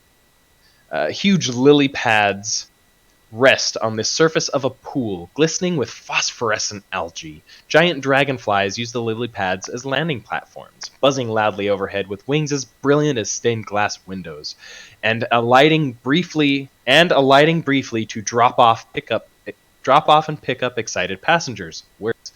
Near the entrance, a small, smiling tree turns your way and beckons you over. A red squirrel clings to its leafy canopy, peering at you suspiciously. Most of you have met Northwind and Red, the awakened Trant sapling, and the squirrel, and so he will sort of, oh, hey guys, you wanting to ride the Dragonfly ride? Yes, please. Yes. And so Red will scurry on down his outstretched, barky arm, and Red is the ticket punch. You all hold out your tickets, and he gives a little chomp and say, "Hey, come on, 1, 2, 3," and he's got a bit of a voice there too.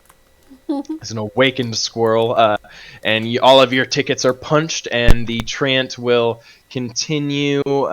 He will get you all on there.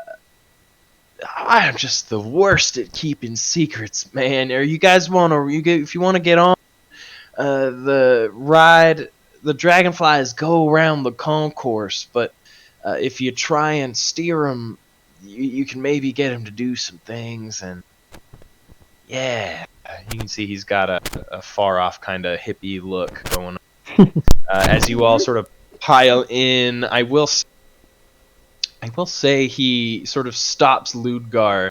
He's going to say, "Oh, hey man, you missed the welcome gifts, didn't you?" I guess. Hold on here, and he's gonna sort of reach up into sort of behind where his head would be, and reach up into his canopy, and he's gonna hold out a like a it's called a dandelion seed. It's kind of like a seed pod, but with like a tuft of dandelion at the top of it, and you can see it kind of floats almost in his hand, and he sort of offers it up. Normally you get these in the first hour, but I save a couple. What is it exactly? Roll me. If are you gonna take? I guess I'll take it. Roll me 2d8s, and I will let you pick which one you want. 2d8. Let's see if I roll a 1 and an 8 again.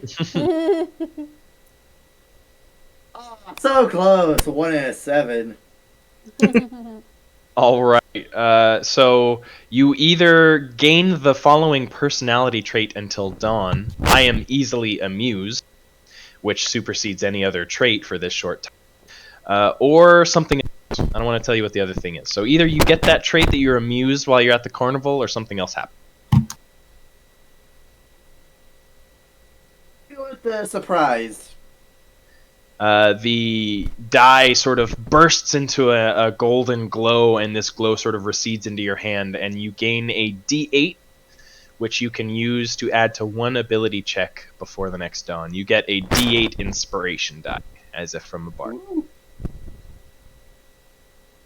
Okay, look, you're getting the one you can do, but I never use. You use it for other things. Mm-hmm.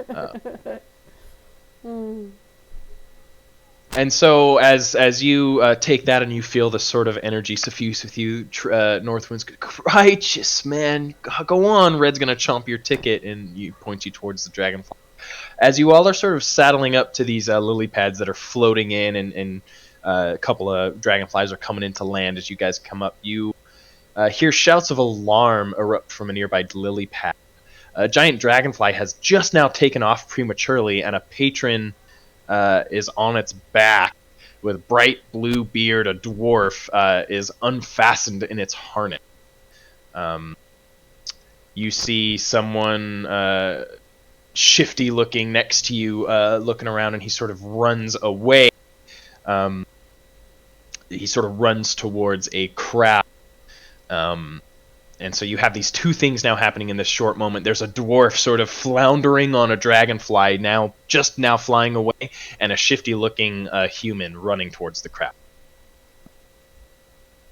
You know what? I'm gonna hop on a dragonfly myself and go after him to try to save him.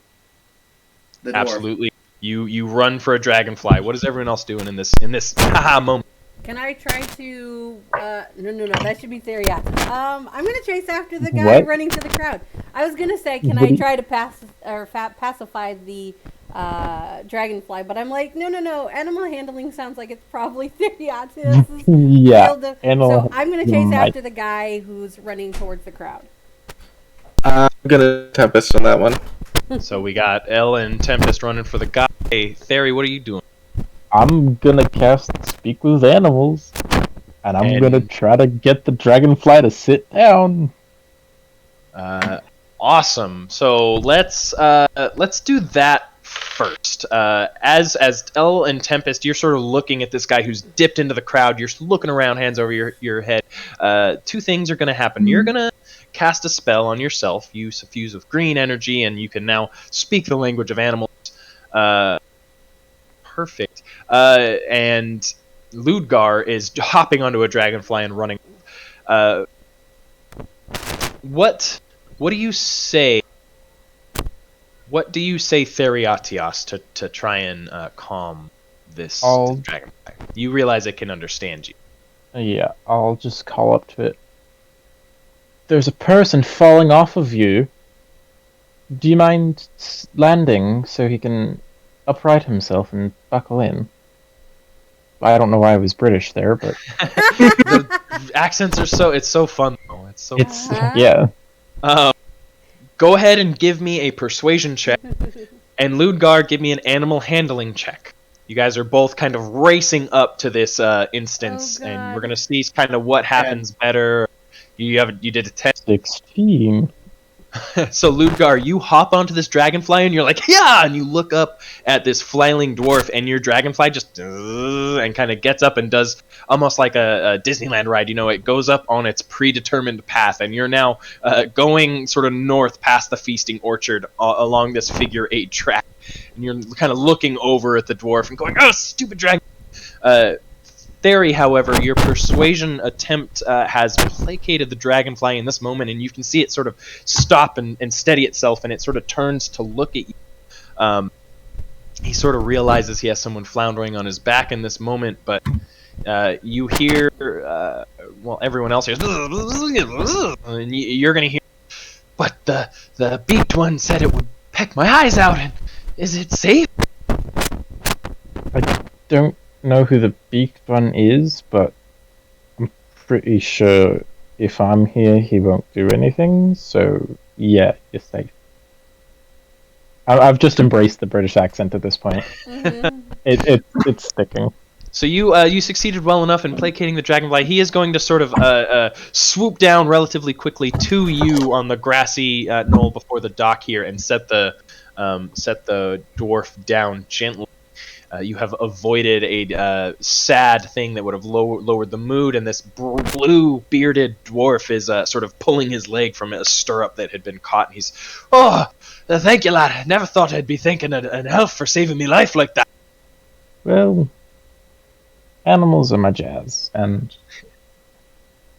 this is a carnival. We're supposed to have fun, not fall off a dragonfly and drown.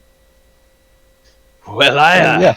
I don't think I got the stomach for it. You're willing to take me ride if you like. No, it's all right. He will pat you on the side and shrug and sort of walk on off, holding his back and limping. The dragonfly does kind of wait there, and you can see it kind of look at you, and it kind of goes, oh, so... Yeah, okay, I'll get on the dragonfly, obviously. I'm not an asshole. It's essentially a mount for you now. You can control it, and especially well because you can speak. And while that's happening, that all takes just a couple of moments, a minute or two. Elle and Tempest, you are looking for this curious fella running away. I need, between the two of you, to roll me a perception check. So, yeah, we're going to do perception. Is that me, or is that... Oh, thank That's God. Ellen Tempest. That is, okay. you have your dragonfly now. We have to Okay. resolve a turn or two for them. Yeah, Elle, pretty good. Tempest, you see him disappear into the. Even with your disadvantage, into the crowd. But Elxion, you're able to sort of spot his shaggy, half-hooded head as he runs westwards behind the carts here, these confection carts. Excuse me. You see enough to follow him. Are you giving chase? Yeah, I'm gonna give chase. And real quick, I'm gonna cast Long Strider on myself. Again, to catch up to him. Yeah, especially with your spell. You're just a stride or two ahead of Tempest, and you catch up to this man. Do I see them start to chase this person? This sort of beginning is happening as the dragonfly is coming down to you, and now as you've mounted the dragonfly, you're looking back, and Elxion and Tempest, you're already caught up to this man and maybe caught him by the arm, and maybe just at this moment you see that theory, but the man is going to turn around and look at Elxion and say, "Let me go. I didn't mean anything by it. Just." Can I fly my dragonfly over there? Sure. Unfortunately, Ludgar is halfway across in the center of the concourse now, looking over at you and going, ah! And he's on his track. You have another couple minutes. Yeah, kind of throwing in Draconic also. The dragonfly is just mechanically doing its thing. Yeah, sorry, Elle. What's up? No, you're good.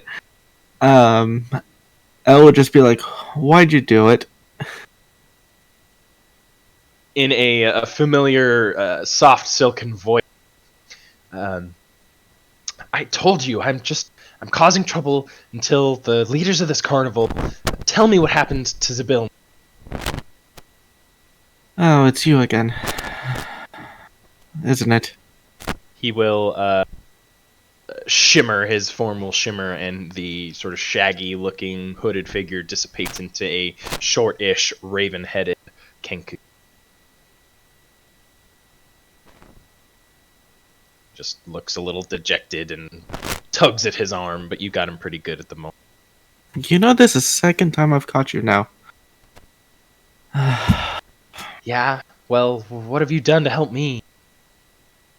Been looking into it. And?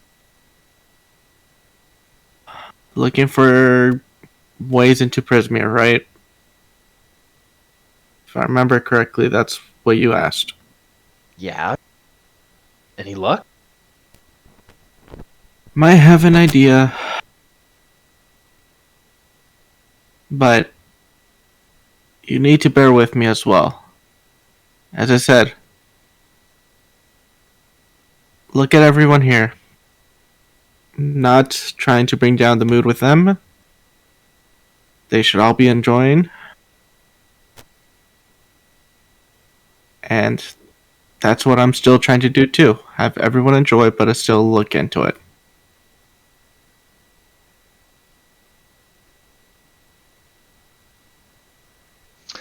You don't understand. I heard them say that someone is going to find out about what they've got going on. They think someone will shut them down.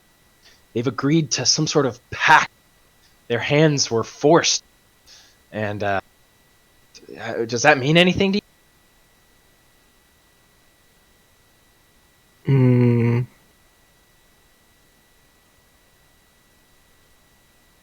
No, but that... Did they say anything else? I overheard them saying that they're letting the Hourglass Coven steal things. And in return, they get to stay in business. I think that's the second time I've heard Hourglass Coven. There's been nuggets of this dropped throughout for sure. I have a pact with Zabilna. I can't enter Prismere. I can't go there myself. And they aren't speaking to me or her. Yeah? But we can, maybe. You see, my patron wishes me to go to Prismere to do some work that might benefit, well, him and you. However, we have to be patient a little while longer. Right? And I look at Elxion, hoping that I'm correct in my assumption. Mm-hmm. Yeah, we just need to be patient a little bit longer. Oh, where's my notebook?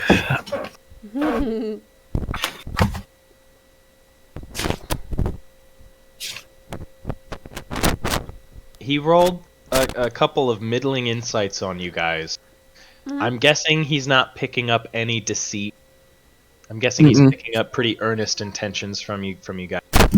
Yes. So although I don't remember everything, like pieces of my past and my memory is still like jarred out of place. I do remember Hearsome asking me when I left the manor's inner side of. 1 second. Sorry. I remember him asking when I went outside of the manor to go to Prismere because I am supposed to take down a couple members of the Witchlight Coven thing. So, yeah, I'm being honest. Absolutely. That was more perfunctory. He had to roll, and he'll nod a little, and his shoulders will sink a little bit. So you guys are really gonna try and help Zabil if you can? If we can. Yeah. Where's the...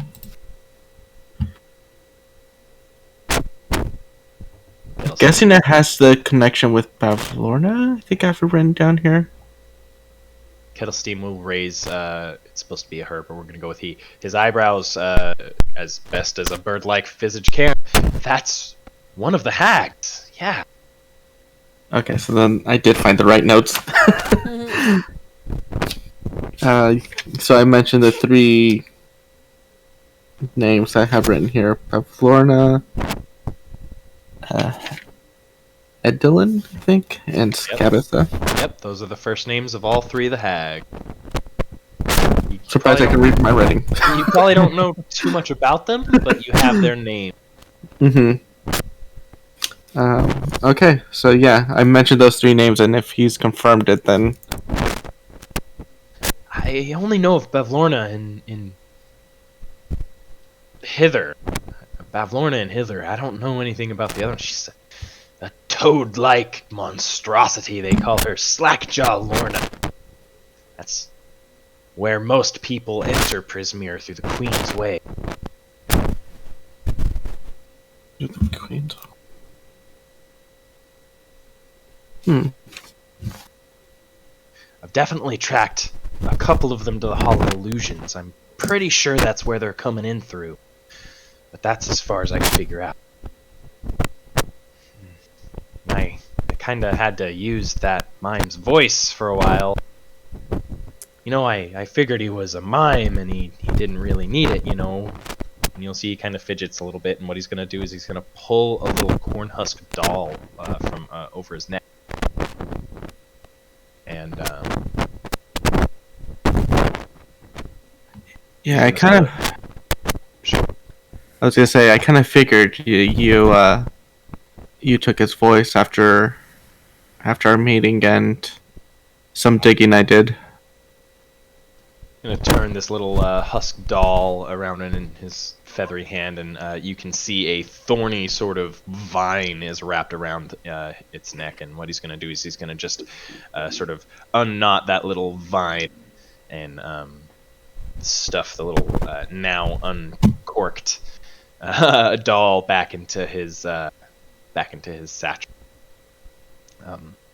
He is gonna continue with a different voice.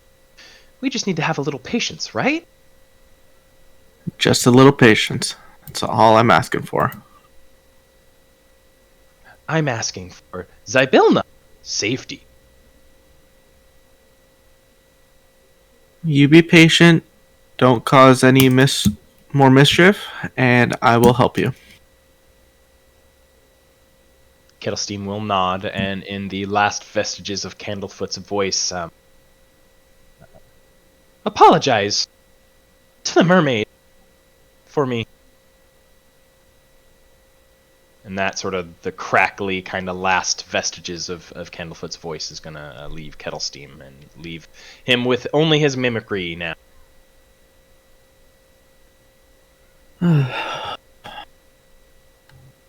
Well, looks like we have more trouble ahead in some way. So about that time, Kettlestein will sort of not pull away from you, but step away a little bit and kind of be like, is there anything else? Ludgar, you do land after 10 or maybe 20 minutes after all this. You land back at the dock here and see a small crowd around this Kenku fella. Yeah, still kind of pissed with the. Still kind of pissed about the freaking dragonfly. Kind of just huff and grumble and draconic.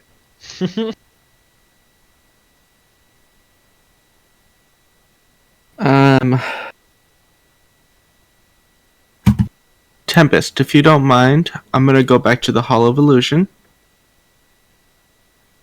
Okay. If you want to go on the dragonfly ride with the goblins.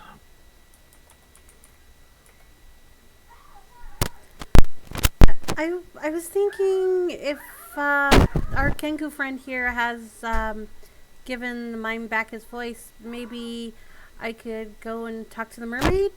Maybe let her know that the mime has his voice back, because kinda got the feeling that maybe she liked him. Alright. Okay, I'll And then we'll just fine meet too. back here.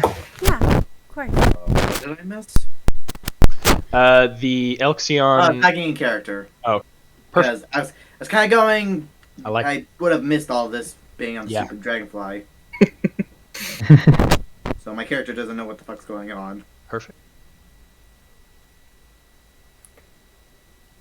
Oh, Well, this Kenku has asked us to help with a trouble that he's having, but he kind of borrowed the mime's voice, and we got him to give the voice back.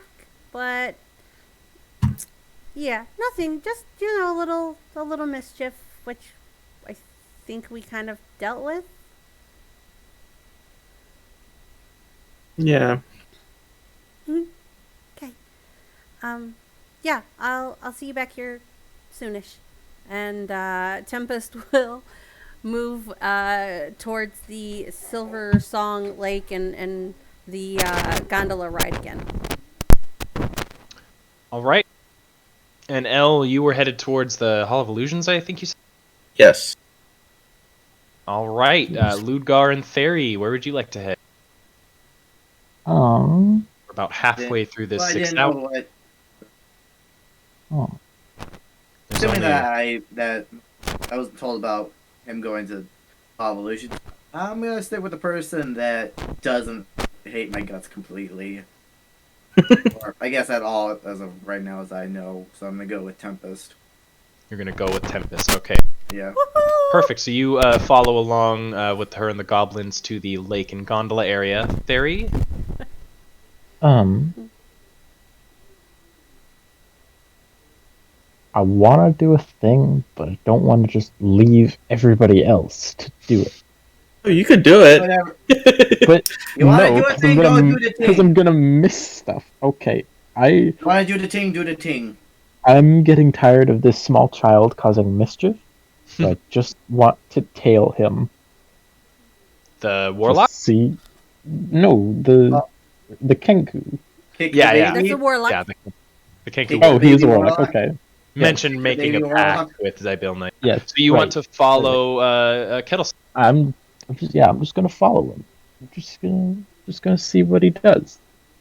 We will actually start with that. It's going to take probably a little while for you to shadow him. He walks around, and Cool. you can see he does sort of change his image once more, and you lose him for a minute, but you catch that sort of illusory sort of walks behind a tree, a taller person emerges. You kind of catch that real quick, and you follow him around for the better part of a half hour, and he gets a couple of refreshments from the area here, and you can see him try and sort of talk to a couple of witchlight hands to get information, but none of them really give him any information. But you are hot on his heels, and he doesn't seem to be up to any mischief at the moment.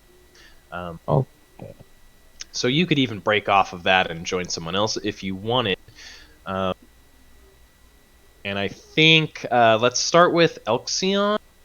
Mm-hmm. What did you want to do with the Hall of Illusions? You are met with Candlefoot, the dull-looking monk, and he says, "Oh, and he kind of coughs and puts a finger up to his mouth, but he gives you a big thumbs up, and he makes his own sort of jabberjaw motion with his hand. You got your voice back, right? Nods eagerly, eyebrows raised. He seems brighter. He seems in good spirits. Awesome. Yeah, found the person who had your voice and was able to get it back for you. Two double thumbs up, and he will sort of he will put his hands on the side of his head, palms back, and make almost a fish-like gill or fin motion with both of his hands. And he'll point to his left to the sort of water, and he will hold his throat and sort of make as if he is singing, and he will then hold and sort of hug himself at that. Yes. Mm. So the other person that I'm with, she went to go find her. How about we go and meet up with them?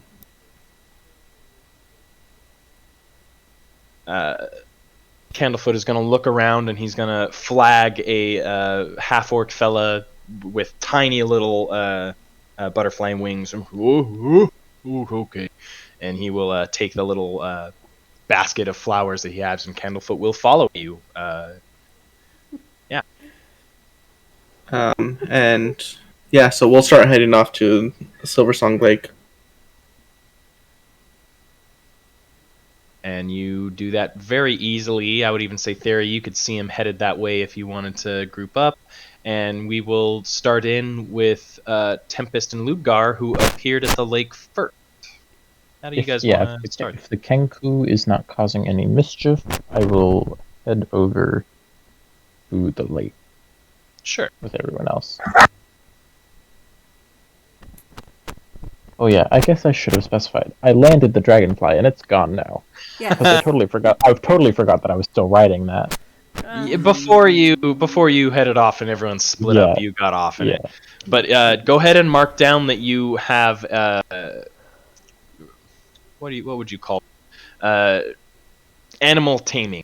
Just put a mark in your notes somewhere that says dragonfly taming. Aw, yay! Giant dragonfly training. Yep. Gotta specify that there gotta be big ones. And so we're going to start with Tempest and Ludgar coming up to this dock. Palasha is absent at the moment. Do you want to look or call for her? How do you want to approach? So yeah, I would start by calling her to try to see if she would at least like breach the surface of the water. And short of that, I am willing to sing. Actually kind of trace like the shoreline, see if I can see a figure. So go ahead and give me a quick perception check, Ludgar. Perception. Yeah. And it takes Tempest. Good roll, 13. It takes you a couple of kind of Palasha, once or twice, and then you maybe give it a sing-songy tilt at the end there. And Ludgar, you see just the top half of her head sort of bubble up at below the dock, right, sort of next to you, and through some bubbles you hear, "But what do you guys want?" So I came to talk to you because I heard that you might be interested in the mime at the Hall of Illusions, or that he's interested in you. I don't quite know how relationships work like that, but we wanted you to know that we found the person who had stolen his voice, and we have convinced them to give it back to him. So I hope that that might make you happy, and that you might sing again before the crowning of the monarch.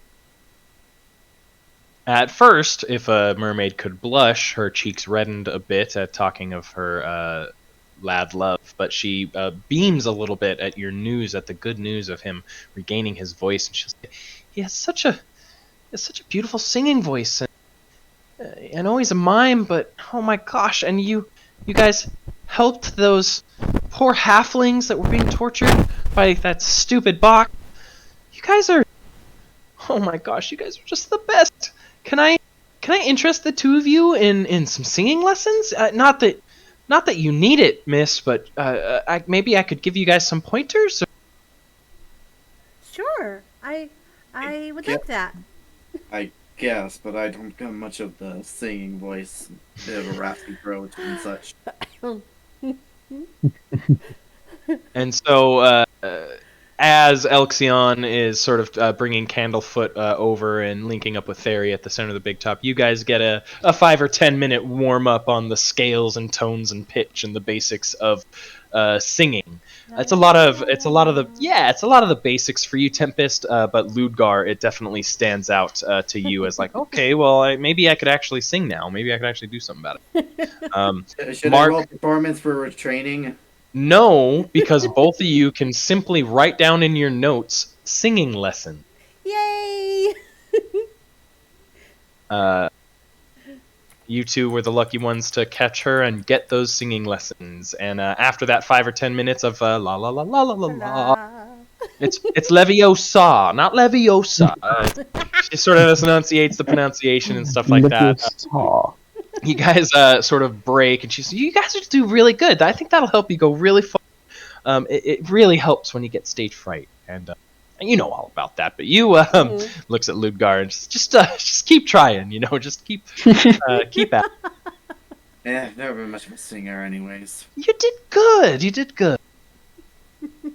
And you guys all sort of meet up, and the mood of the carnival cannot raise by 2 as it normally would in this situation, as Palasha sort of pulls herself up to her clamshell once more, and at the beginning of the 7th hour now, she will begin another one of her songs. Put the right music back on because it is a good one. And you're all sort of there, and you're able to listen to her beautiful little siren song for a few minutes and see every color and vivid sort of angle, and all of the trees brighten and sway, and just everything is heightened and amazing. The carnival is running peak joy right now. Kids are sugar-highed all over. Parents are arm in arm having a good old time. Everyone is having a blast at the beginning of this 7th hour. We're going to leave this song going on here, and you guys can listen for a little bit. I'm factoring that into the beginning of the 7th. You guys have a lot of nuggets, but all you need now is the password, pretty much, to get into this domain of Prismere. And you guys haven't all kind of laid all your cards out either yet. I don't know if you want to have a group powwow, or if you want to entreat Mr. Witch or anything. You guys do have... Oh, yeah, I still gotta meet up with him at like 5 a.m., I think it was. Yeah, he pretty much gave you the same meeting as he told the lords to meet me after the carnival, which would have been after the crowning of the Witchlight Monarch. Yeah, which I would not know about. There have been barkers going on saying, happiest in the land, watch the monarch get crowned tonight at 5 in the morning. Snail races down south, ride some bubbles, join the Pixie Kingdom. Just kind of calling out a couple of the last rides here if anyone's interested in those. We can fast track them, we can avoid them. You guys can talk to Witch, and we can skip things. What do you want to do?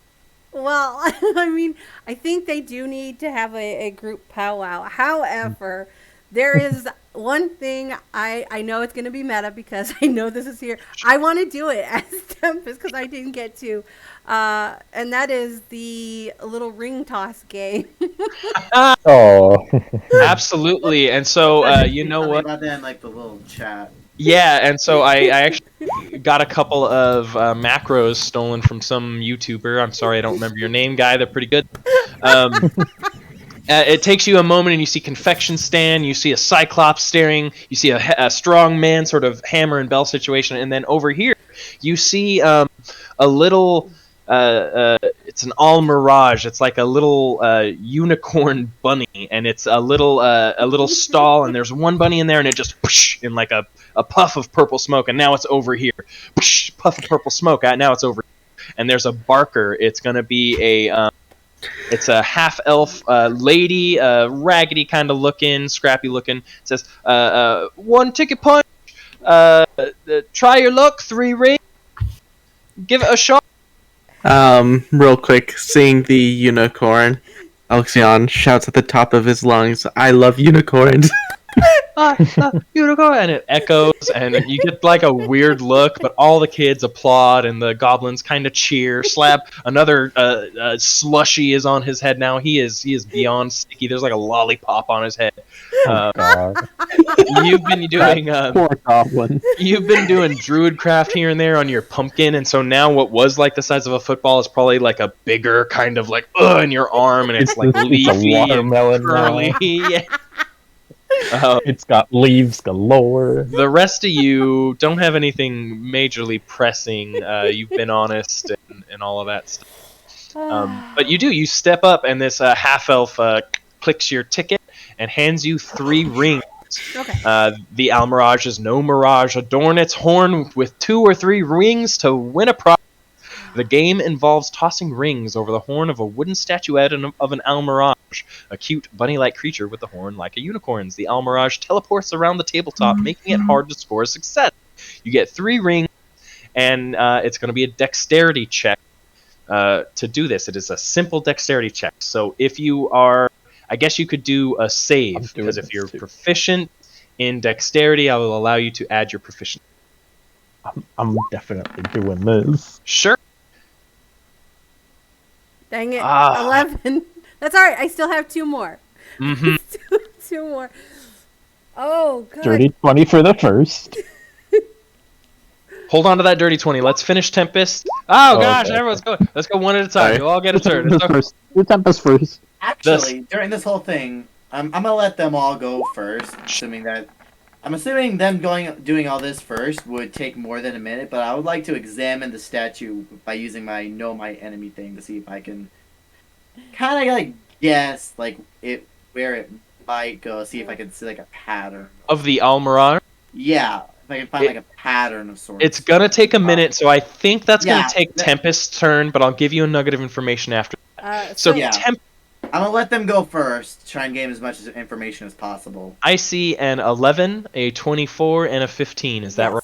That is correct. So, unfortunately, only the second ring was able to twirl around on the Alicorn's horn, and the half-elf will say, no cigar, but he will hand you a small stuffed, it's like a snake, so you know it's like, it's just the most simple of little plushy toy. It's bottom rung carnival toy kind of a situation here, and he'll hand you like a tiny hand-sized plushy snake. As I am, everything makes me happy. That was my thing. I am so happy to have this little snake thing. I am like, oh look! I got a snake. All right, and so you're checking out to see if you're trying to use Know Your Enemy. It's not so much a creature, but I will let you investigate it a little bit. It is an enchanted little figurine designed to just randomly teleport around the table. A simple enough enchantment that probably could be used to something really cool. You don't get the normal stuff you would get from Know Your Enemy because it doesn't have like AC or Constitution or anything. I was kind of figuring out like a pattern of almost. Like, there is no pattern, but you do gather someone with a strong affinity with Arcana might have an edge at this game. To sort of guess the arcane pattern here a little bit. You aren't able to pick it up, but you're saying, oh, okay, it looks magical, and wait, it was there just a minute ago. Who wanted to go next? Theory had the dirty 20. I will go next because I've already rolled one of them. We will keep that dirty 20, and it rings around the Alicorn's horn and lands on it in its totality there. So 2 more rings, and you are at disadvantage because you're exhausted, I believe. Yes. Oh shit! Right. Fuck. I didn't make that first one at disadvantage. We'll let that dirty 20 go through, but you got to do the other 2 disadvantage. So the second one anything is a 19. Yeah, if it's a disadvantage, that one rings around as well, just barely. Last ring here. And you... Come on, big money. At a 14. The 14 is a little not good enough, so it rings, Yeah. but this one kind of slips out. But the half-elf will say, oh, we got a winner, 2 rings. Roll me a d8. Okay, then. 4. Ooh. The half-elf will hand you a bottle stoppered with a cork at the top. As he's handing it to you, he will uncork the bottle, and it plays it plays sort of the same melody of the calliope, that sort of organ grinder music box. And he clunk the cork back into the bottle, and he says, "That'll play that till the wine's empty. It's Witchlight wine." All right, then. You have a magical bottle of wine. I believe Elxion, you were coming in as well. Yep. Do you want to keep that 13, or you want to roll fresh?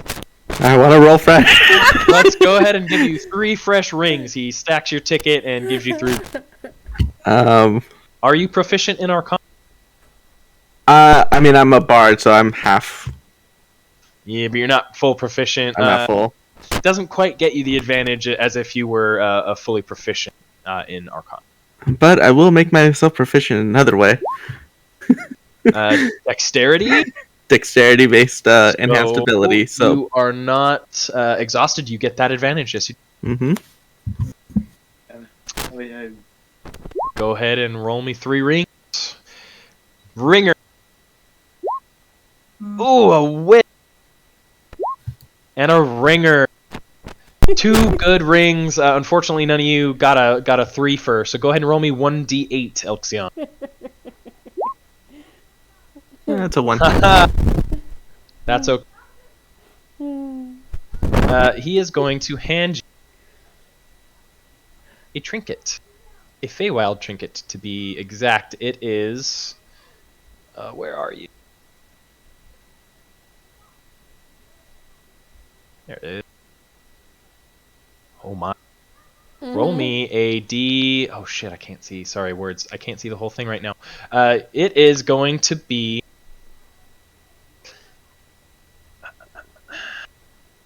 a chess piece shaped like a dancing satyr wearing a bishop's hat and clutching a smooth staff. And I'm gonna hand that over to Tempest. Yes. At the very least, mark down a Feywild trinket. ×1. Okay, well, trinket times 1. Yes. The stuffed snake is not a full trinket because you only got 1 hoop. And I don't think Theory rolled well enough to get a full prize either. Sorry. I got the magic wine. Oh, yeah, you did. That's right. That's right. Alright. This 7th hour is going by kind of quick here. You find yourself almost halfway through it. I still got a turn. Remember? Oh, you wanted to go? Yeah, okay, Yeah. sorry. I thought you were just... That's why I was going last. I said I was going God. last. Sorry, my bad, dude. Yeah. Are you... I was hoping it proficient? would be like some. I was hoping how proficient in Arcana. No. Yep. No, sorry. It is No. sort of a magical based trick here. So that's the only way to get. Is there any other way? I was hoping it was going to be like an attack thing, attack minigame sort of, so I could use precision attack, but that's not going to work. What is precision attack?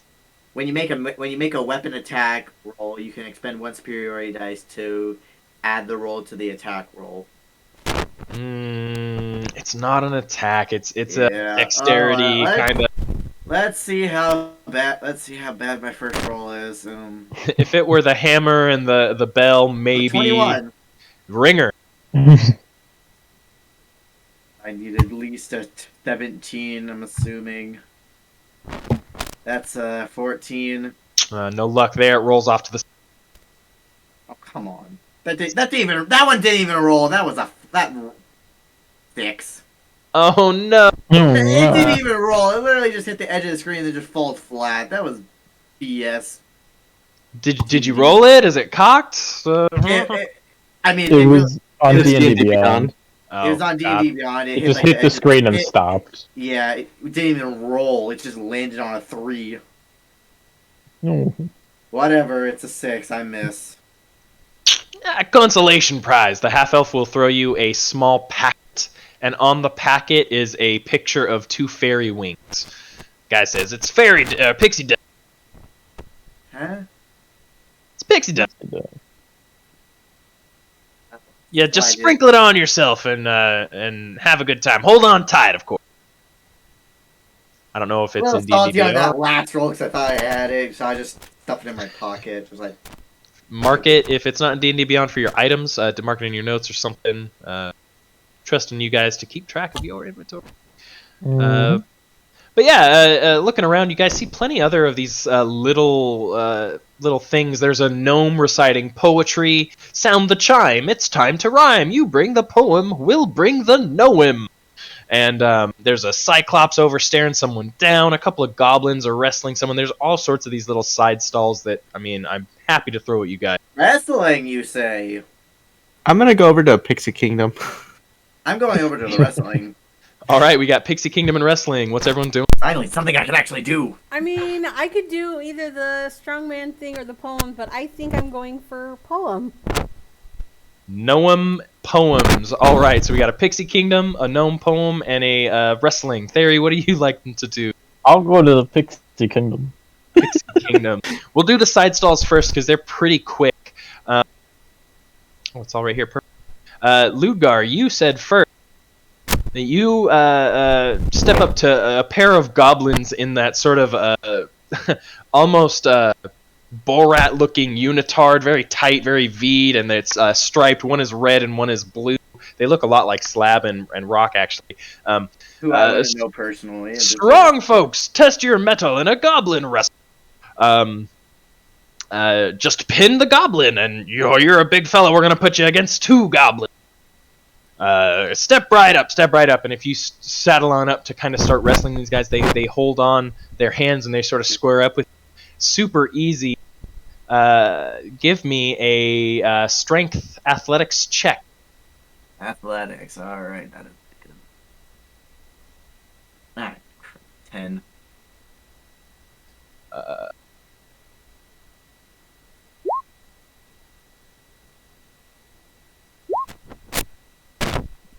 The 13 plus some a little bit. I actually think goblins are -1, so even a 12. These 2 goblins, I was just say I was holding back a little bit. Sure. Didn't want to hurt them. Neither of you really pin each other, but you're not able to lock these 2 down, and they're not able to really lock you down either. But you don't necessarily win. You could go again real quick if you want to try. Another click of the tick. Yep, I'm a definitely enjoy. Give me another athletics check. 14. You can see one of these goblins is doing the main wrestling, and the other one is kind of jockeying around and helping him and distracting you. 19 minus 1's an 18. These goblins are giving you a run for their money.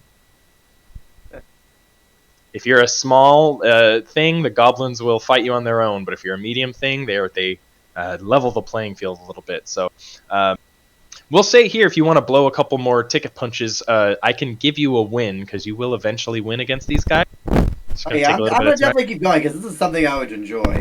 Let's do it one more time, and we'll see how. One more legitimate roll. What? Actually, this is a good one. You got to beat finally 19. Yeah, so you're finally able to elbow one down and kind of put your foot on the other one. No one's hurting each other. They tap you on the foot and they win, you win. Alright, I guess with that, I'm gonna be a fair sport and lift them up onto my shoulders. Yeah, they raise their hands and there's a cheer. If the mood could raise, it would. Roll me a D8. A D8. Let's see, 1 or an 8? 1 or an 8? What's it gonna be? 1 or an 8? Please get an 8. 6. The goblins pull from their sort of butt pocket here. They pull out a little can with a paintbrush in it, and it's one of those sponge paintbrushes. They say, "Well, you can put this on your face, and you can disguise yourself with it." Go ahead and put magic face paint in your inventory somewhere. Right. Magic face paint. You get the impression it would really help you disguise yourself. Wink. And so as you're sort of wrestling with some goblins, getting some face paint, we're going to move over to Tempest, who is approaching the Noam poem tree.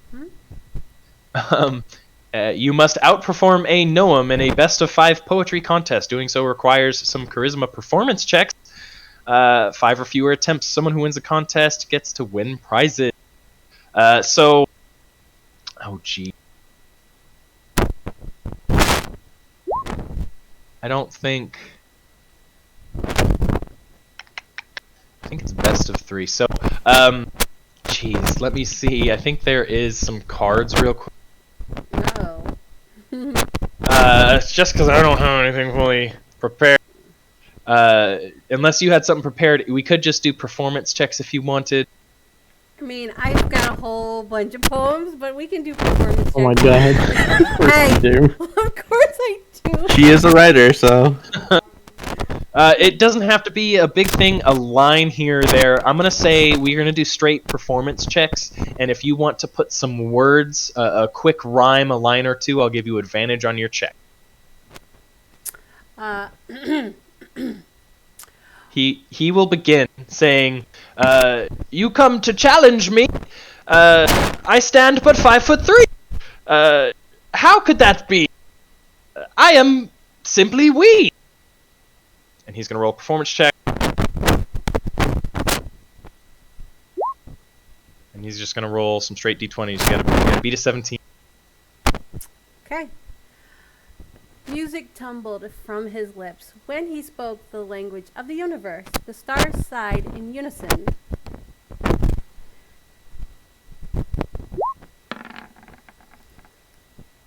"22.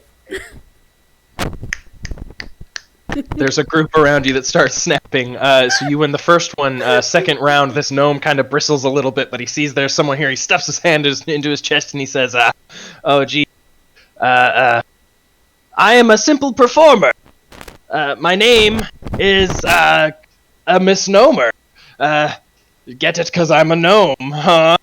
It's a horrible rhyme. It barely rhymes." And the roll reflects that. Alright. You gave light to my soul. You helped me to be whole. I felt love once before, but it was never like this. This is so much more. The gnome raises an eyebrow and looks around for any fella that might be at your side. It's just you, and you 15. blow him out of the water. More snaps. There's a little group coming around some dreadlocks, and you smell a skunk. It's like a hippie drum circle going on, but people are loving it. You have two wins so far. Third one, if you win this, you get a flawless victory. He will say, you talk of bringing light, and yet you are quite a sight. See my might, and do not fright. The Hourglass Coven comes tonight. And I'm going to give myself advantage on that one.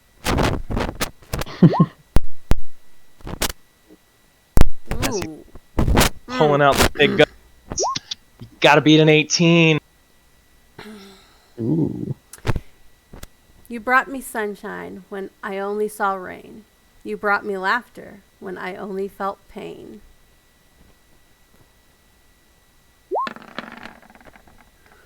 "26. Cheers, clapping. The same minor illusion that Elxion had before of the roaring applause. There's no illusion needed. Everyone is uproarious. Again, if the mood could raise even higher, it would. And you are a flawless victory of the Gnome Poetry Contest. The gnome in that little vest will bow and his wings will flutter and say, "Excellently done, miss. You are a writer after my own heart." You get to roll twice as the gnome hands you two things. Roll me 2d8. 6 and a 1. Awesome. So you get a trinket, and you've already got that. So I'm gonna give you something else. Oh, you already have that. I'm gonna give you a glove puppet in the shape of a wizard. It's a blue shirt with a couple stars and a pointy hat, big sort of puffy white beard. Your finger, pinky and thumb are his hands. And the gnome says, he kind of winks at you and says, "This'll help you with illusions." I don't know if you already have that or not, but it'll make a matter of illusions. And Feywild trinkets. Go ahead and put magic puppet glove, I guess. I've got that. Magic puppet. And I need. Oh, geez, I can't find it. We're gonna give you. Let me give you this.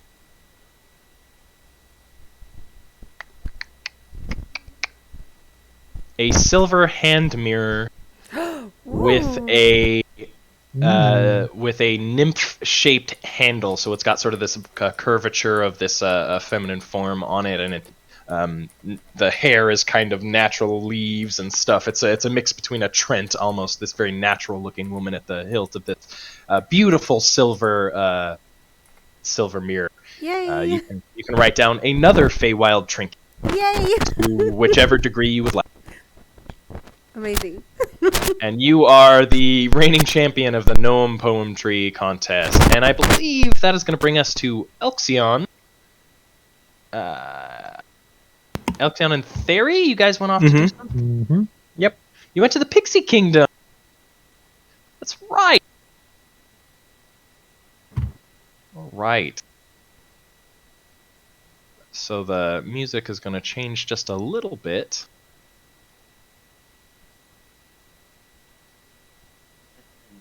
reuse some No. assets here, but that's okay. We're gonna go back. Location. The Pixie Kingdom, a copse of oak trees shelters a miniaturized fairground. At its heart, a hamster runs inside a tiny Ferris wheel, encircled by minuscule wagons and candy stalls. A pixie sits cross-legged in the hollow of a tree at the entrance of this realm. The pixie introduces himself as Jeremy Plum. The Pixie Kingdom is just the best attraction here. If you punch your ticket, I'll give you, you all adopt some pixie names, and you get shrunk down the size of a pixie with some pixie dust, and you can fly around. You can ride the Ferris wheel. You can have some fun. I'm in. You guys in? Absolutely. 2 ticket punches, 2 packets of pixie dust, and he is actually going to sprinkle them on you one after the other. You shrink. Oh, I see. So the pixie dust makes you fly, and he's going to present you another potion that will shrink you. So you are able to drink this potion, and you down to the size of a little pixie. And from this vantage point, you can now see that the Pixie Kingdom is a tranquil oasis compared to the rest of the bustling carnival. The air is filled with the aroma of blackberry wine and flower blossoms. 8 brightly painted doorways are nestled in the bark at the bases of the surrounding tree. 12 pixies reside here during carnival hours. They are friendly, curious, and eager to meet new arrivals. Ask them all sorts of questions. You're free to explore the kingdom and experience some other wonders. So, one character at a time can ride Pinecone, a excitable pug waiting for you at the entrance to this area. I want the pug. His teeth are out, and there's this panting sort of, and you're able to mount up on him, and this sort of very cute little, almost Chihuahua-like trot just around the sort of circling of caravans here. The kingdom's centerpiece is a pixie palace made entirely out of old cocoon husks, beautifully woven together. Characters can dine on cucamelon sandwiches and thimbleberry tart. You can ride the Ferris wheel, powered by a talkative hamster who introduces himself as Biscuit. I'm more than happy to talk to you on this ride. Everyone's on the lookout for a Kenku troublemaker. And Candlefoot the Mime and Palasha have been having some trouble, but I heard you fixed that. Yeah, you guys heard all the rumors around here. You guys are just the talk of the town. Who do you think's gonna be the Witchlight Monarch? Oh, I have a guess. A girl by the name of Tempest is my favorite pick. Oh. She has been the life of the town of late. And who do you think? You think Tempest as well? Yeah, I think Tempest will win it.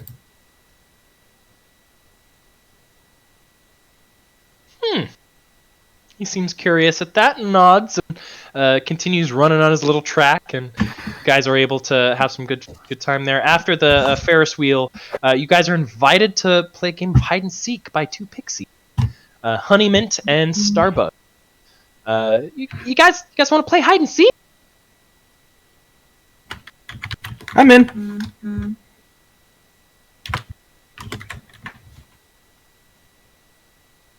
It's just the 2 of you. Perfect. So, okay. So, Starbug here will count to 10, and you guys hide, and we will see. How's that sound? Okay. Sounds good to me. 1, 5, persniggity, and she just starts counting off in some weird language and weird nonsense that you don't even understand. Where would you guys like to hide? You can make something up, or I can give you a hint.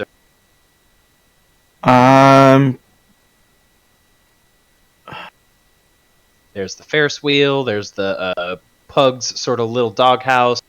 There's a flower bed. There's also all these wagons and stuff that you see in the map itself, trees and in stalls and stuff. I think I will try to hide myself inside of a wagon, inside of whatever little things are inside of those wagons. And I will also cast Pass Without a Trace on myself. Let's go ahead and roll me that stealth check. L, where are you hiding? I would do this. Stealth is also a good one for me. Well, You didn't come to the Pixie Kingdom though, so I you're know. Um, I'm just putting in my 2 cents. lamenting. Yeah. Lamenting, yeah, because I got like a. I am gonna hide. God damn it. 31. Christ! Oh, Pass Without a Trace. So useful. It's a +10. I mean, come on. I know. It's 30 feet around you, or is it anyone that you see? There? I'm curious if L would get the bonus as well. Every creature you choose within 30 feet. I'm not He's not choosing choosing me. L. I'm not choosing L. He's gonna be It's a- he's gonna be I'm winning. It's a competition. I don't blame you. they're competing against each other. What do you got? Yeah. So I guess I'm gonna go. God damn it.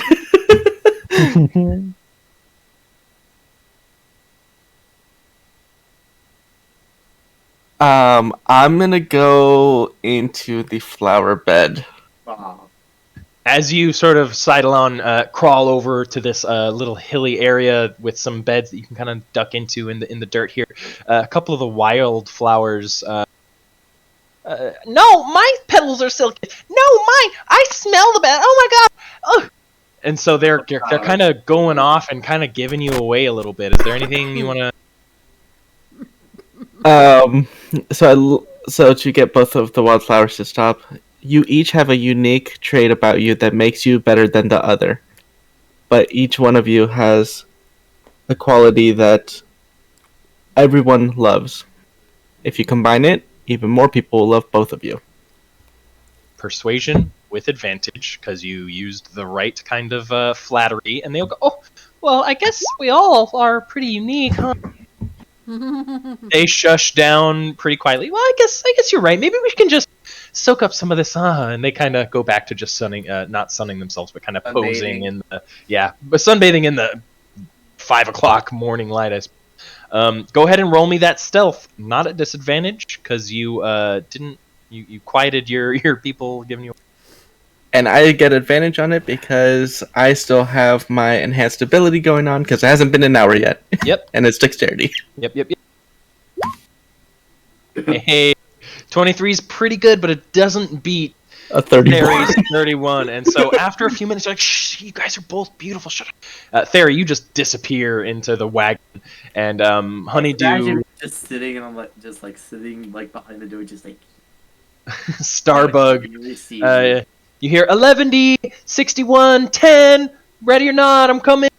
And she starts flying around and looking around, and she looks under the dog's house. She talks to the hamster a little bit, and after a while, she does find you first, Elxion. All the other action free, I found you! Ha ha ha! Yeah. In real life, I forgot I'm playing. And so there were a couple other carnival goers, but with a 31, you are definitely the last one found, Thery. So I think you get to put that in the story tracker. Yep. You guys can both put down hide and seek skills. Thery, put hide and seek master. Okay.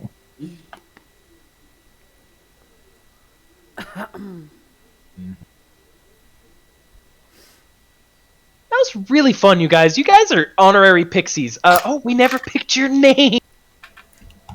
Both of you give me a D8. Oh, I'm secretly scared. alright. You My can be... panic. What's yours, Thery? I got a 1. Yeah, they'll look at Elle and say, "You can be Cobweb," and that Theory, you can be Bright Might. Yes, Oh, okay. great pixie name. Cobweb. Cobweb. Cobweb and Bright. Hey, for as much time Old man name. for as much time I take naps, it makes sense. So that is coming up on the end of this sort of 7th hour, and your potions are about to wear off. I'll say that our side stall group, you guys can kind of move around wherever you'd like, and we're coming up to the end of the 7th, where the Pixie Kingdom's just about done, and the side stalls are done, and you're all. I think you had said to meet back up at sort of the center area. That Mhm. portion with, like the little cotton thing, or was it? Yeah, so you guys all are able to meander your way back at the end of the 7th here, going into the beginning of the 8th. You do know that the crowning Barker walks by and says, "Crown in, end of the hour!" There are a couple of rides left if you wanted. We can take as long or as little as you wanted. Or we can, you can eat or rest, end of a long day at Disneyland. You want to put your feet up. I used to live by Disneyland, so I'm drawing all my inspiration from that.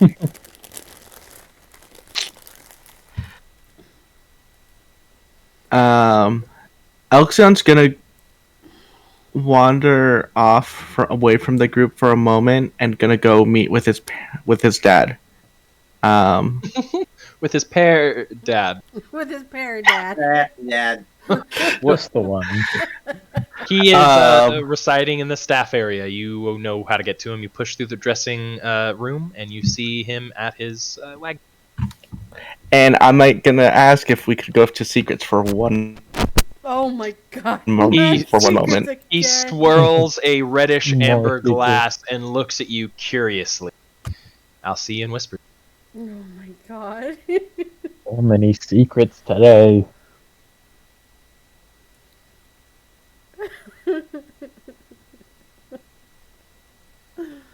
Oh. Mm.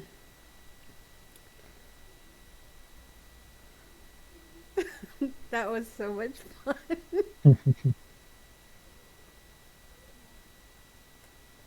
Although I think Elxian should win this monarch thing, just so you know. Well, I love unicorns. To be honest, love it's gonna be unicorns. him because Daddy. I mean, that's why I was thinking it wouldn't be him. It'd be you. yeah, I know. That's the weird thing. I'm like, I don't know how I feel about this. But even out, like, away from session, when I talk to him, he will still sneak in I love unicorns. And Oh my I'm God. like, yes. He is By the way, hilarious. It is his personality.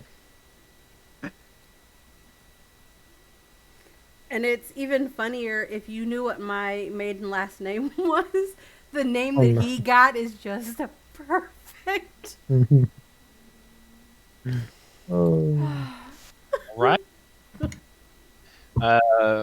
Mr. Witch will clasp L on the shoulder. That's just fine. That's just fine, son. Okay. And I head back to the group. The rest of you had gathered up in the center area, and you see Elxion stride out of the big top with perhaps a bright look on his face. Uh-oh. I'm scared. You guys are all sort of gathered up at the beginning of the 8th hour here. I'll say that sort of pushed us over. You guys got enough for maybe one more thing if you want it. There is one ride left. We can quickly go over it, or we can skip it. We can do whatever you guys want. You guys want to roleplay, powwow, side stack, whatever you want. I'm happy to answer any questions too, anything like that. I mean, I think I'm ready to go to Prismere in the last 20 minutes of this session, so Yeah. I am I'm ready. So if there's any powwowing you guys want to do, like I said, we can either go over that, or you guys can just say you share all your information, and that way, it's all sort of out in the open. You guys have got nuggets of Prismere, nuggets of Zybilna, nuggets of the Hourglass Coven, and these thieves taking things from people without tickets. Apparently, Witch and Light know about. You guys have really sort of stitched together a lot of this story, and now all you need is the secret words to get through the Hall of Illusions. And so, you raise my events tab here. Barkers walk around and shout, "Crown into the monarch, head into the big top, everyone in!" All right. How do we go in and see who's gonna be the monarch? And I adjust my unicorn headband and prestidigitate a little glittery effect around it for a minute or two, and I walk in. Easy enough to keep up. Yeah. Yeah. So you just sit here, Elxion. I love unicorns. Oh god, there it is. This unicorn talk is starting to get on my nerves. Slab Harry's is pumpkin is now like state fair size. Slab is just he's like he screams and he's pouring like a dark soda, sticky soda on his head. He's got popcorn, he's got that lollipop is still there, but it's got a bite out of it now. It's almost like he stuck it back. End of a long day at the carnival. Everyone is pooped and you march your way into the big top. You're all being honest, you're all honoring your packs. No one's broke their pack. You guys make it into the big top I got and an opportunity for some questioning. questioning? What questioning? Nothing. I said nothing. You can question anything. I'm down. Oh no, Really? nothing. Nothing. Totally wasn't gonna suggest anyone ask me questions. Does anyone want to do anything? It's not like I could lie or anything. Nope. Nope, can't lie right now. You all make your way. Yeah. Hey, let go. What do you think of me? You're... I honestly don't know. It's fair. It's honest. I haven't been too much with you, so That's I fair. have an opinion. So as you all begin to take your seats on these circular bleachers faced into the circle of the big top, spectators take their seats in the big top. Durlagron, the Displacer Beast, escorts Mr. Witch out of the dressing room to begin the coronation. He takes Mr. Witch to the big, center of the big top, and Witch will sort of get spotlighted from the dark center of the big top. There's the same of the just the fanfare going on, and everything kind of quiets down, and Mr. Witch will say, "Tonight we crown the monarchs of another wonderful Witchlight Carnival. Several of our guests have performed wonderfully in many of the night's events and rides, and I am happy to announce," kind of makes a show of reaching into a satchel and pulling out a scroll and holding it. He's going to read it for a minute and hold it around. He holds up the Witchlight Vein, which is there's a golden butterfly motif that's spinning almost violently clockwise, and he Durla sort of nuzzles up on his head a box, and Mr. Witch will pull out a crown of golden butterfly, and he will have the vein in one hand and the crown in the other, and what he will do is he will step out into the crowd and use the vein to kind of a dowsing rod. He's going to hold it out, and as he walks around, Palasha is wheeled out from her tub and is going to be playing that same song, not the same song, but another beautiful song. We're going to leave this one going, though, because it works just fine. As Witch uses this dowsing rod, the Witchlight Vein, to find the Witchlight Monarch, and he makes a circuit of all of the bleachers at first, and you can see it's almost like taking the temperature of everything. It's almost waving it around, and on his second pass, he's going to stop before your guys' group, and the vein is going to be pointed towards you guys. And he's going to sort of look over and another spotlight on the 4, 5, 6 with the goblins of you guys. And you're all now sort of in the spotlight. And there's another... I'm happy to announce the Witchlight King, Elxion Tresendar. Uproarious applause and laughter. And the Witchlight Queen, Tempest Albrecht. And he sort of slicks his hand in this motion, and there are now 2 of these crowns, and he beckons you forward, and beckons you sort of down off the bleachers and holding these 2 things. The spotlight will follow you as you go. Yep, I follow towards um,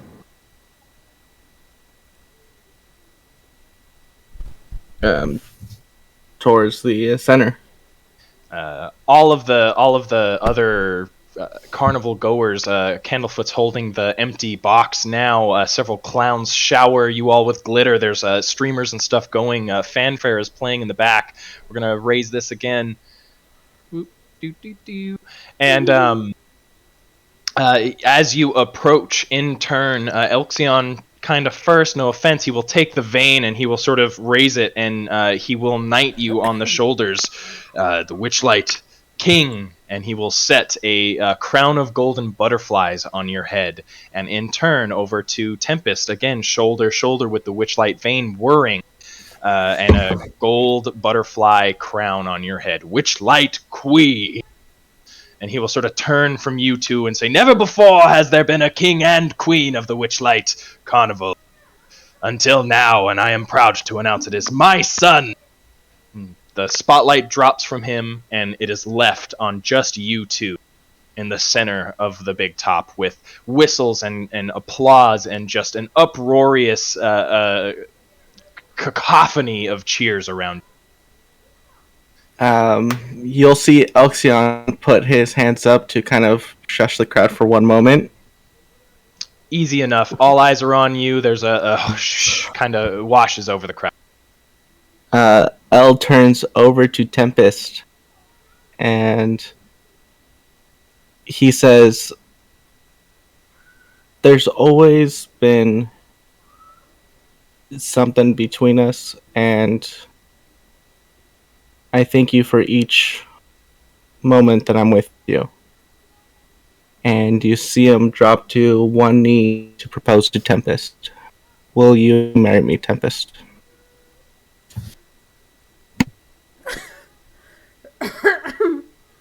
Um. Wow. You see her looking as flabbergasted as I feel as a player, and now that her memories are mostly returned, she places her fingers under your chin, kind of lifting your gaze. I remember the day that we met, and I knew right away that you would be someone special in my life. Yes, I will marry you. Alexia would get up and kiss Tempest. Silence. Dead silence. And then a whistle and applause, and again an uproarious cacophony, and the light off of you guys. And the light is shown on Thaco in the center, and he says, "There you have it, folks. That's the carnival. You don't have to go home, but you can't stay here." And there's sort of a groan from the crowd. Oh, and they're still like, you hear kids going, "Oh, that was so cute. Oh, guys." There's cuties. Lovers are kissing in the corner. It is just a wonderful, beautiful scene. And Mr. Witch, as the light is now off of you two, he will sort of turn, and in the cacophony, in the dull roar of everything going on, he will clasp both of you on the shoulder and say, I couldn't be more proud, but we have more pressing issues. Gather your group. Meet me in the back of the Hall of Illusion. All right. I'm proud of you, son. Nods at Elxion and looks at Tempest with a bit of a weak smile, and he will disappear into the crowd off to the Hall of Illusion. You guys are left in the middle of a dispersing crowd. A little bit more whole, a little bit more connected, and having a wonderful night at this Witchlight Carnival that we've all been looking forward to so much. Despite a rocky start, you are all in high spirits. You are crowned monarchs of the Feywild, and you are seemingly being offered a passage. Mr. Witt. So I know that half of our party is exhausted. And it's probably going to take a little bit of time to recover for some of us. But I will go and find Rock and Slab. Um, and, okay. So we're going to be going somewhere. Might be a little bit dangerous, and I'm sure that Townmaster Harbin Wester is going to want his militia guys back. So you guys should probably head back into Phandalin. And while I'm doing this, I am prestidigitating a slab to the best of my ability, trying to get him clean. The candy and junk food just slaws off of him, and he's sparkly clean after just a moment. Rock will hug your leg, and Slab will hug the other, and they'll say, "But we want to come with, but that makes sense. We gotta protect the town, right?" Yeah, you've got to protect the town. They'll both kind of step back, and you see them sort of pop to what amounts to a salute for them. King and Queen of the Witchlight Faith thingy, we wish you well, and we will keep your town safe for when you return.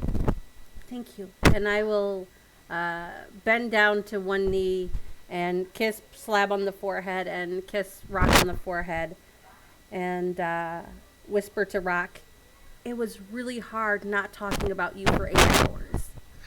Oh! he squeals and he smiles and oh my god, does that mean I'm your favorite thing? You are.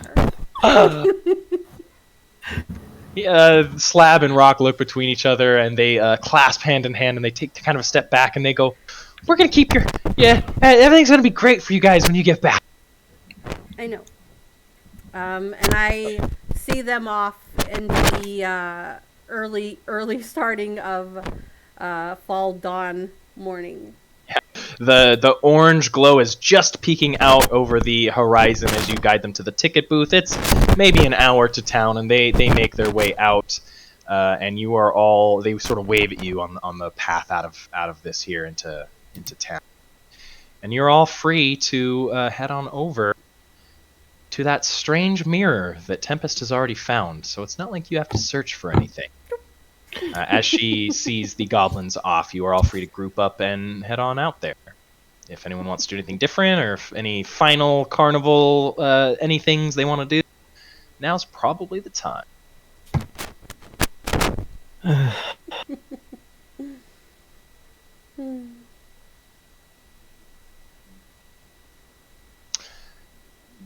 If there's nothing else, the three of you are entered into the Hall of Illusions. The mirrors are odd and strange, but you find your way to the back corner with the strange semicircle and the one special mirror. And so he will address the four of you, 5 of you with Bento. Everything you seek and more lies beyond this mirror. I believe my wife might lie beyond this mirror. If you mean to step through, stand in front of the glass and repeat this rhyme. Hither, thither, here and there. Wander yonder, show me where. And as he steps aside and waves a hand, you can see sort of a misty swirl begin to sort of start in the mirror. This is also a time for any last-minute question. I know you have many, and I cannot answer them all, but I will try. I do have one with...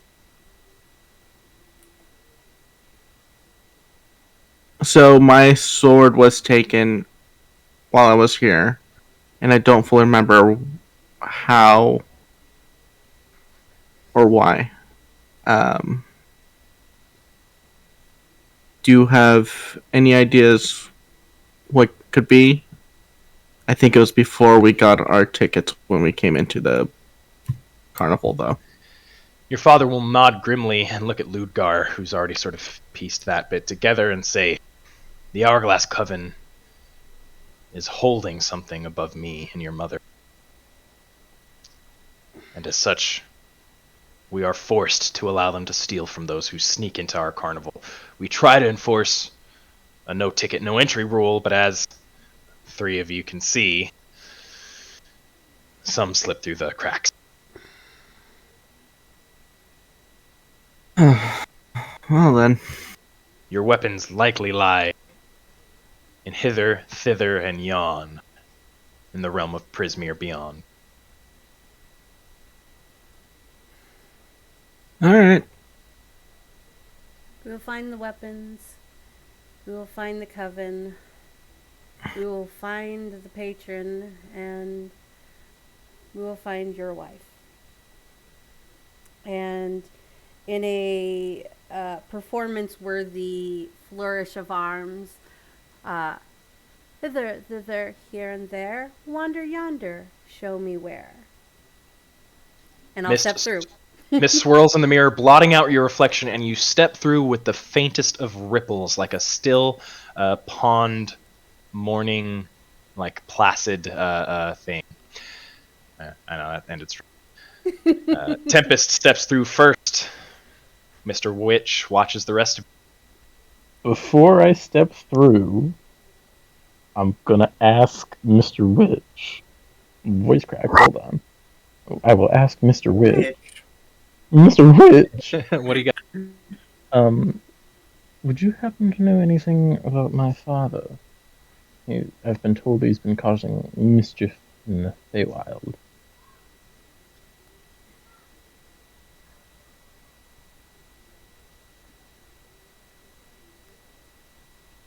Son, you don't get to live as long as I am without knowing about Hamun Kost, the necromancer. He may go by many names, but he dabbles in the Shadowfell and secrets and dark magic that I have turned away from. If he is involved here, I'm a little bit worried about our success.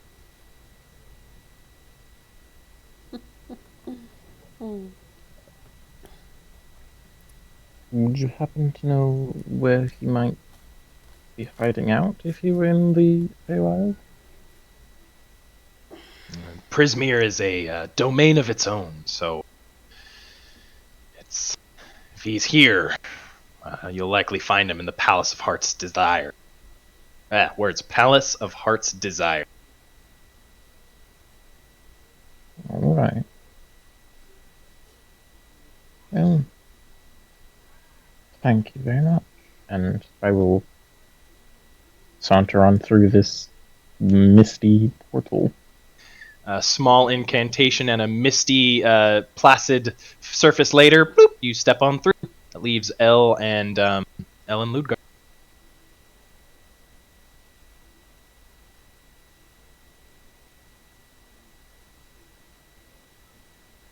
Last 2.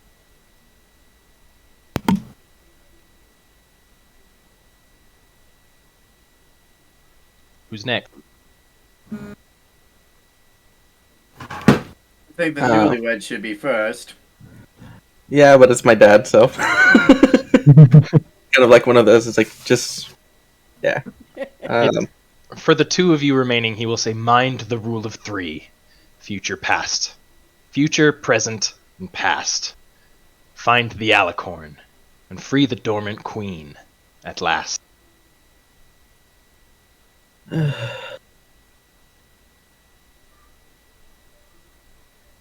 look over towards Lud and tell him to go in. Yes. One of them. You step Hither, through. thither, here and there, wander yonder, show me where. Like a pebble in a pond. Bloop, you step on through. Leaves you and your father.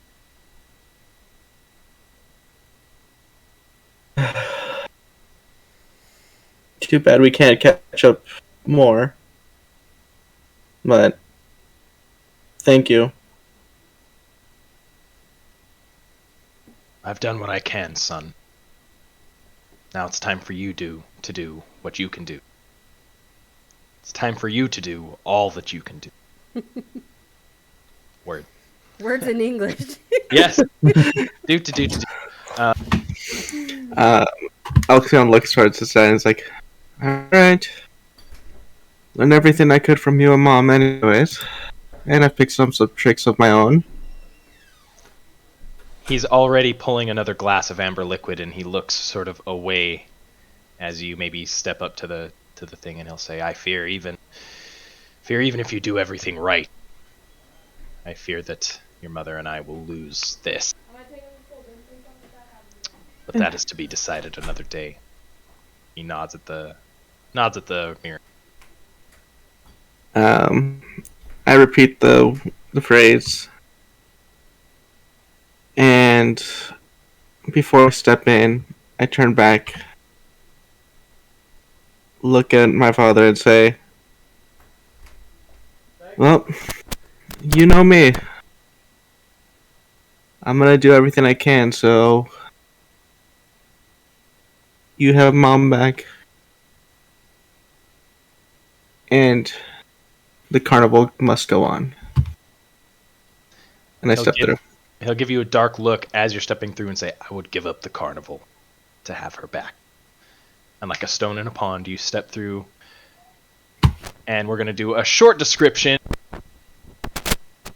As Tempest is the first, and you all followed shortly after each other. And this is what you see as you begin to fall from this incredible height. The wind is rushing past your hair, and you're just falling. Oh God, guts in your stomach, and this weightless sensation, and then suddenly you land on your feet on the Queen's Way, roughly down here where it says Queen's Way, and you get this sort of just glimpse of the entire domain of delight that is Prismere, a tall fairy tale tower covered in vines and broken apart in pieces. In the center, there is a dense mist, a thick pea soup mist that sort of cuts through these different areas and these different biomes. You see a swamp with just water gushing in geysers. You see a mountain moving. You see an ancient forest with moving trees and circles of fairy circles, and you see a stormy mountainous top with geysers and almost electric rods arcing to each other. And once more, on the center of all this, you see the Palace of Heart's Desire, eerily still and silent, at the end of the broken Queen's Way. You stand atop a broken sort of pathway in the domain of hither. Thank you. And I will put one of you down to sort of show where you are. We're going to put Tempest down because she was the first. Map is not to scale, but you guys are about right so. As you all, one after the other, thud down to your feet. And the four of you and Bento are standing atop the Queen's Way. You see one thing before we drop the curtain, and not too far above you, coming sort of southwest, is a balloon. And it comes at you at a fast clip, and it's a ways off. You can't maybe shout or anything, but you just see fire coming off of it as it streaks west and south down towards the swamp below. And you just catch the glimpse of it catching on a tower that is leaning just ever so slightly, and now you have this sort of image of a hot air balloon dangling off of the tower a couple of miles down into the swamp. And you guys have officially entered the Feywild domain of delight known as Prismere. That's where we're going to drop the curtain, guys. That was awesome. Amazing. My God. You guys got a glance at the whole domain. We still have that for reference. We can dive right into that next week. And thank you all for coming out. Thanks for finishing off the carnival with a great thing. I'm glad we got to do the thing, Elle. I'm glad you all got to do the thing. And honorable mention to Theory for being a pumpkin curator. Ludgar, you are the custard champion.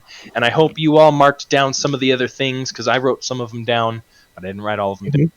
You guys are at the top of this broken archway aqueduct kind of system that leads to the castle, but it is broken, and it seems like the only way forward is into this swamp. Anyway, that's all I got. Remember, life is short. Remember to love each other. And can I say it, Tempest? Can I say it? Will it ruin the stream? Is it a day yet? Ah!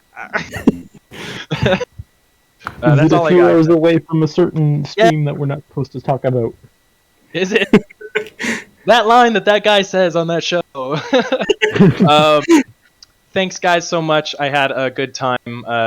Like I said, I'm going to try and work a couple combats in here. I know we had a lot of interactions, but I had a lot of fun with the carnival. And each of these sections has a lot to it, so we'll see how much we want to dig it into and dig into that next week. That's all I got. I can't wait. I'm having to edit some stuff, but I think everyone will be pleased. Tempest, everyone give my love to your stream. I don't know who's watching. Feel free to do whatever. I don't own any rights to any of this, etc. Hope I don't get you in trouble. On that note, I'm out of here, guys. Have a nice Bye. Bye.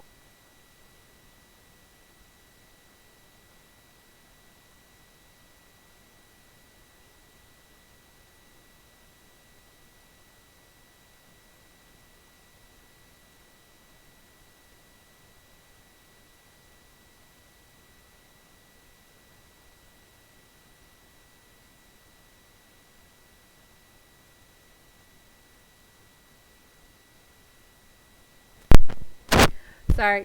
Oh my god. I hope you all had as much fun watching this as we had playing this. Of course, we can't say the famous line, but we do normally close out our shows that way. Anyway, I didn't see the proposal coming in this way, so I'm shocked and still in awe, I guess you can say. But anyway, thank you guys so very much for being here. I love all of you, or at least as many of you as I know or can, I guess. I don't know. Like I said, I'm in shock, so forgive me for rambling. I hope everyone has a good night, and I will see you on my next stream. Bye, guys.